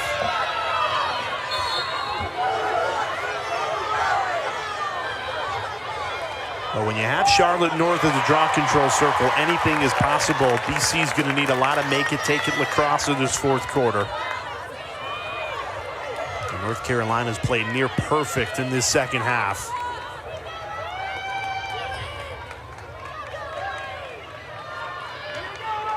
Dana, what's been the biggest change in this second half for the Tar Heels?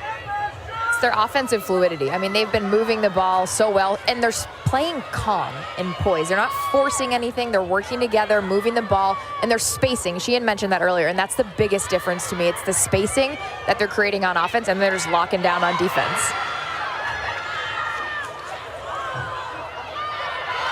Great heart and hustle there, coming up with the ground ball. Belle Smith with that snag. Hunter Roman double teams, passes out of it.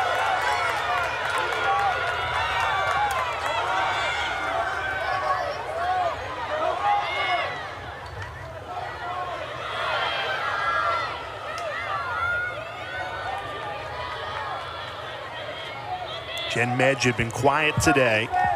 Off to Charlotte North.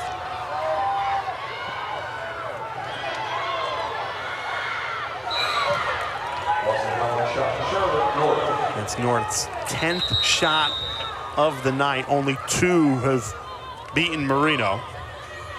And I think it's so interesting watching Emma Trenchard guard Charlotte North. They're not sending the slide, and to me that tells me that they have a lot of confidence in the 1v1 defense by Emma Trenchard, which is a huge compliment. Weeks down the right alley, got the hands free, couldn't finish. Charlotte North regathers, didn't hit the goalie. Shot clock doesn't reset. Down under 30. Acacia Walker-Weinstein wants it to reset. I think it bounced straight to Mossman. Yeah, it only would reset if it was a goalie saver off the pipe. They are going to reset it, though.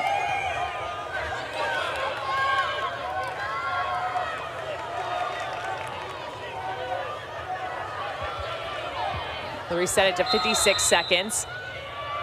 You know, Boston College has scored 7 goals in this game. They're going to need 7 goals in the final 9 minutes. Take a Herculean effort and then some. Medj it up for the task, missed it wide. She's their second leading goal scorer. Doesn't have a goal tonight. Kayla Martello has it here. She's been quiet as well, held without a point.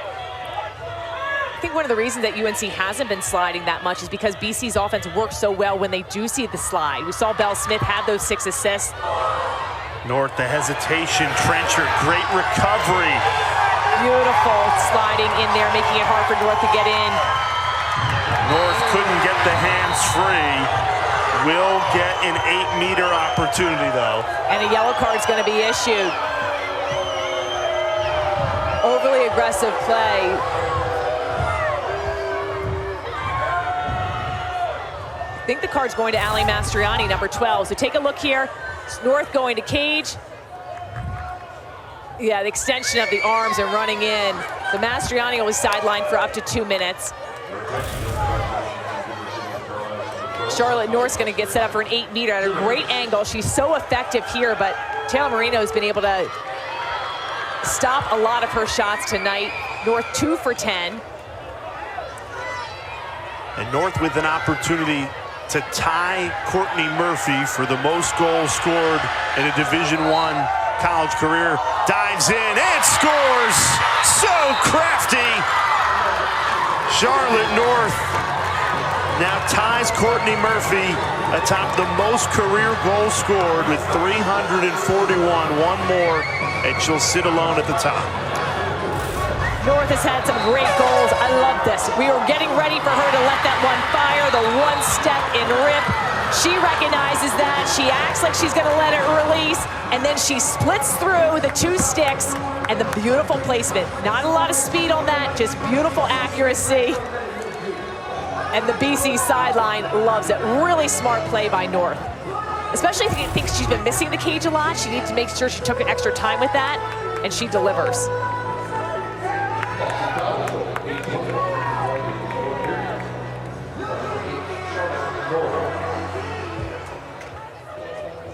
Timeout on the field.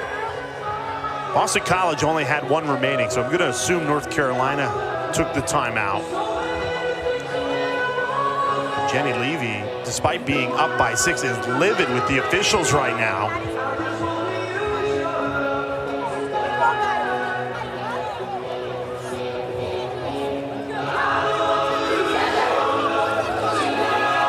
Very rare you would have both head coaches in the same huddle with the officials. I actually think when the officials talk to a coach, both coaches need to be there. They have to have a representative from both teams just to make sure that everyone knows the conversations. So sometimes you'll see an assistant coach go. That does not look like a coach whose team is winning by 6 goals. Well, it looked like she was talking about the helmet conversation. It's probably something about player safety. So not sure exactly what play Coach Levy's referencing. But when we've talked to her, she's been very candid that she thinks that the game has gotten really rough at times. It wants to be called safer. Saw that graphic there. This win would pass Maryland's Kathy Reese for most ever ACC championships as a head coach.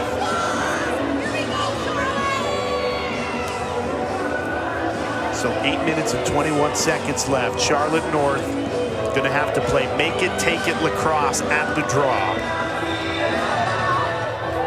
We've got Courtney Taylor and Holly Schleicher as circle partners. The time is not on your side right now. And you dug a pretty big hole in that third quarter. 11 straight North Carolina goals to blow this game open.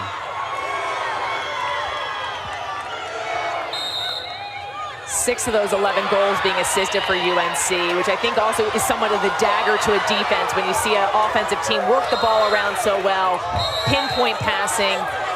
They really picked apart the defense.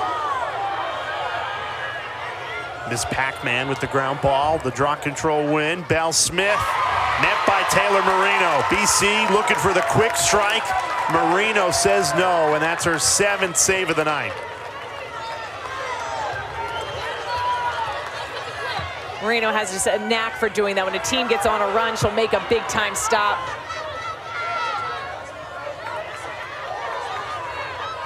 See BC putting the pressure on, really extending out on UNC. They need to start working. 7 minutes to go in this fourth quarter. They can easily make this deficit back up in scoring, but they're going to need to be a bit more aggressive defensively.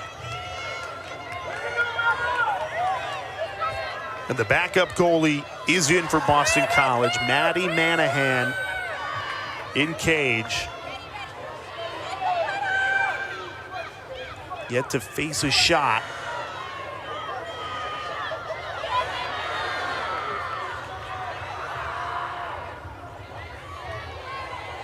.30 seconds left on the shot clock, midway through this fourth quarter.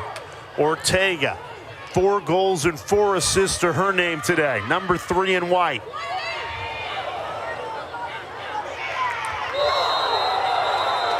This will be a yellow card. Really hard hit. Sydney Scales is down on the 12-meter as well. Boston College more concerned with Scales than they are the yellow card. We mentioned the slippery grass, the wet conditions in Chapel Hill all night long.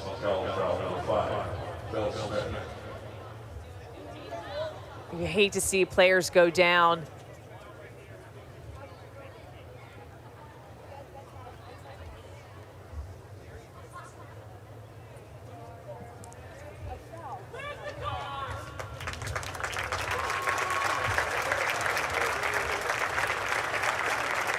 Double whammy right now. Sydney Scales being assisted off, looks to be in a lot of pain.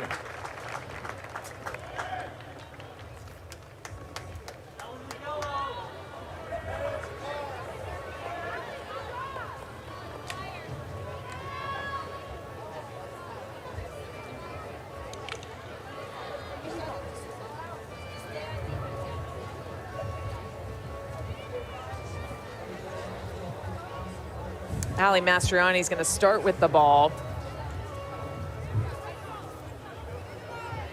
North Carolina not going to be woman up. They originally called the foul against Belle Smith, but no card.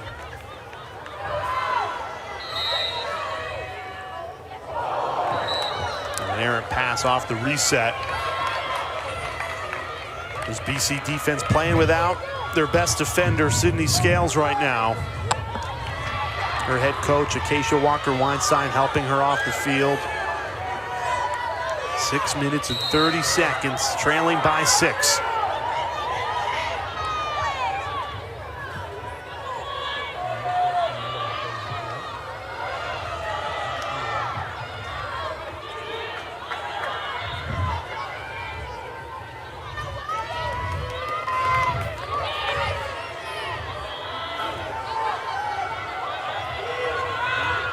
Charlotte North 1 goal away from becoming the all-time goal scorer in a Division I women's lacrosse history.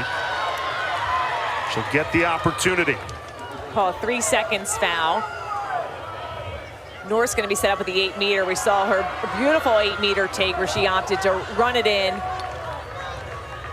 and place the ball with perfect accuracy. We'll see if she does her standard step and rip shot. She does. Marino stopped it. Inches away from history. Marino says no. Knowles runs on to the outlet pass from the goalkeeper. Kayla Moreno took that shot to the leg, and you can see her. She's hyped up on the defensive end. And North Carolina gets a goal on the other end. Nobody does defense to offense better than the Tar Heels. Scotty Rose Growney cashes in. You see number 30, Taylor Marino, her defense just congratulated her, knowing that she's the one that started that play. North is so dangerous from the 8-meter. Marino stops that one, stifles it in the crease, and Scotty Rose Growney just is able to slip inside and gets a little slip inside action with that score.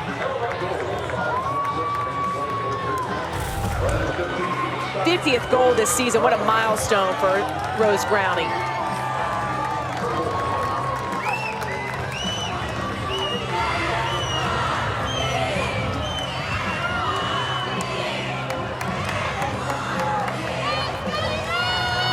Boston College led this game with 10 seconds left in the first half, 6-3. Looked like they were going to take a 3-goal lead into halftime. Now North Carolina leads by 7. They've got another goalie change. Now Rachel Hall coming back into the game.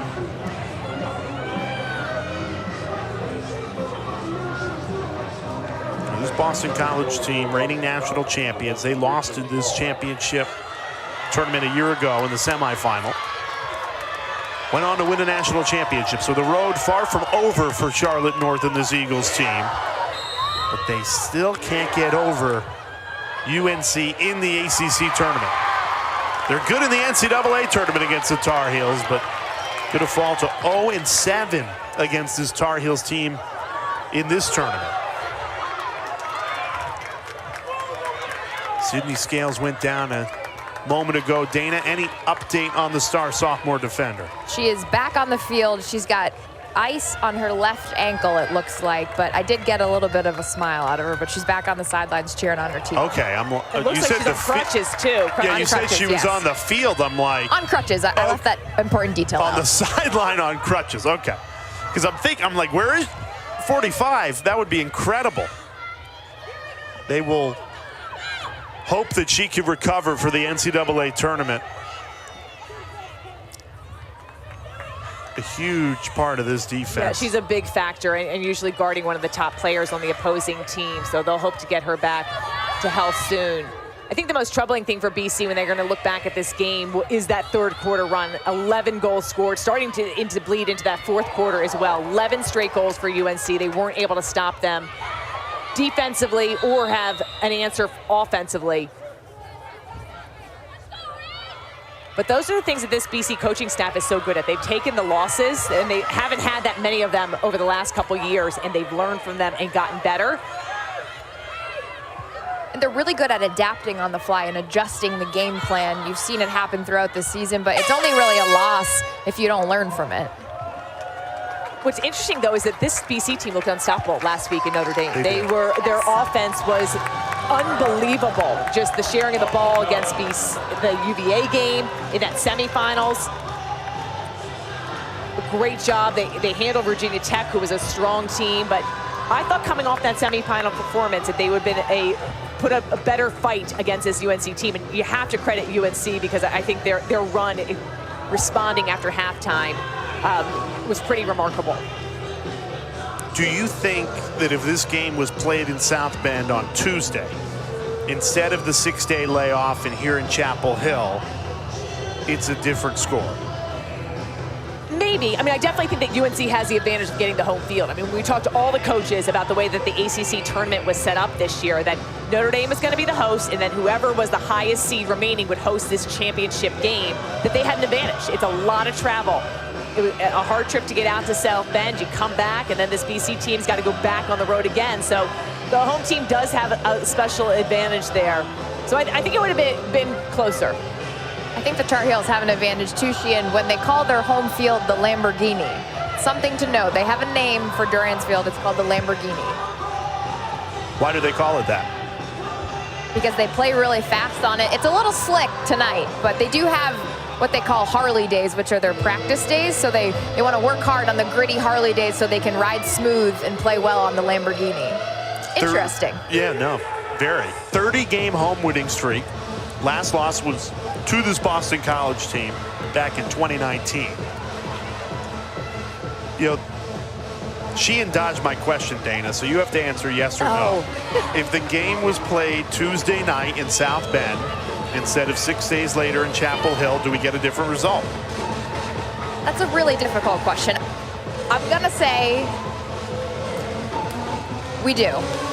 I think the game would have been much closer. I'm not gonna tell you who I think will win the game.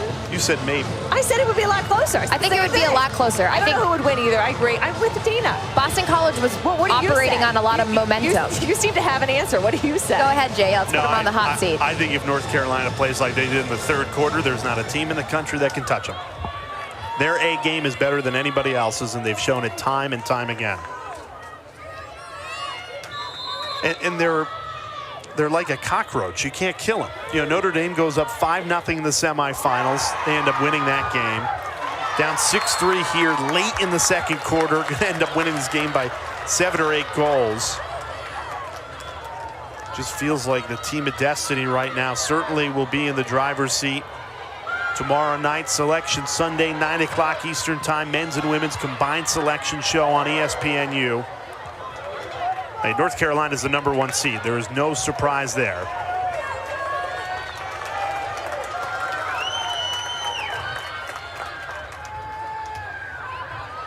Goal is open now. Boston College doing its best, just trying to figure out a way to get a turnover.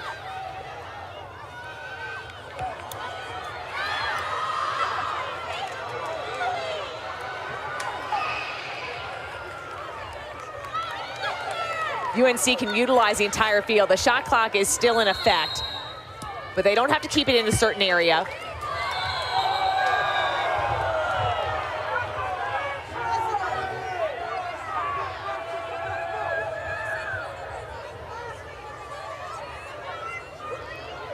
North Carolina 2 minutes and 42 seconds away from their 6th straight ACC championship.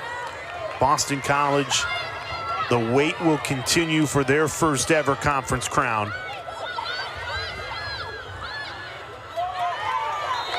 What Jenny Levy has done here in Chapel Hill, it's almost unparalleled around the country in this time frame. You know, the ACC championship run started in 2016. Funny enough, that was the only year they went on to win the national championship. That will be the task now.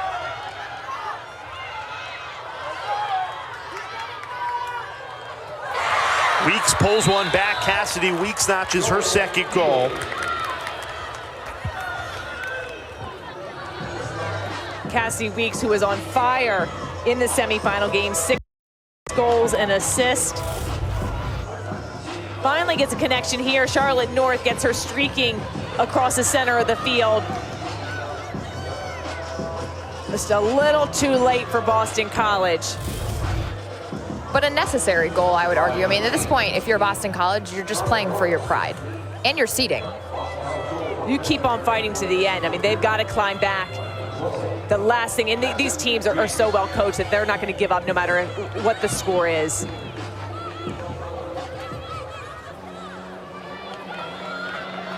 What do you think the message will be from Acacia Walker-Weinstein, Boston College head coach, following this game? I think it's, reset. There's points of this game that they're going to want to probably not look at the tape ever again of it being that UNC run, but figure out ways, how could they have stopped it? It just takes one play there, and just the little things. I mean, she goes back. These players are so talented. The mental aspect. Why is it? Why did they stumble in this game? And I don't think they want to overthink that as well. It's not necessarily, UNC on this day has played a better game end to end.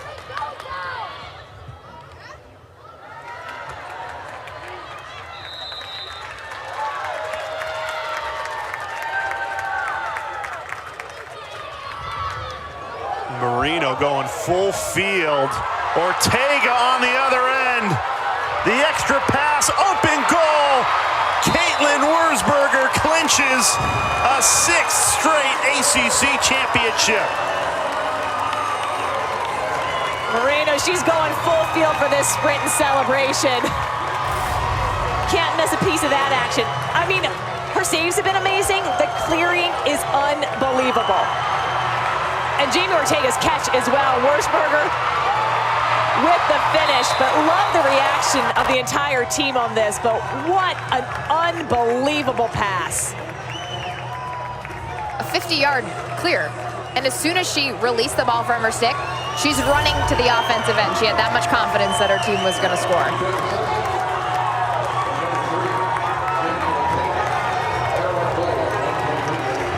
Taylor Marino, the 2-time ACC MVP of this tournament, has had so much success. I don't know who you give it to this year. They've had so many stars along the way. They really have. Scotty Rose Browning really stood out. You have Jamie Ortega breaking the record today. I think Taylor Marino's been extremely strong. You're limiting this BC offense just to 9 goals is an amazing defensive effort. So, I mean, you could pick any player on this Tar Heel team. Marino continues to make her case.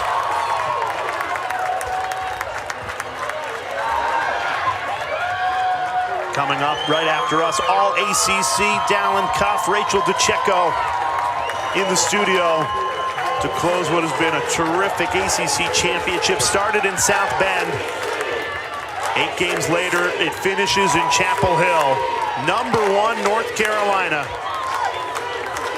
improves to 18-0, the lone unbeaten team in the country. They trailed this game 6-3. You would never know it based off this second half performance. Just unbelievable team effort. UNC limiting BC, who's the #1 scoring offense in the nation, to just 9 goals. Statement win for the ACC championship for the Tar Heels. Make it 6 in a row for Jenny Levy in North Carolina. ACC champions again.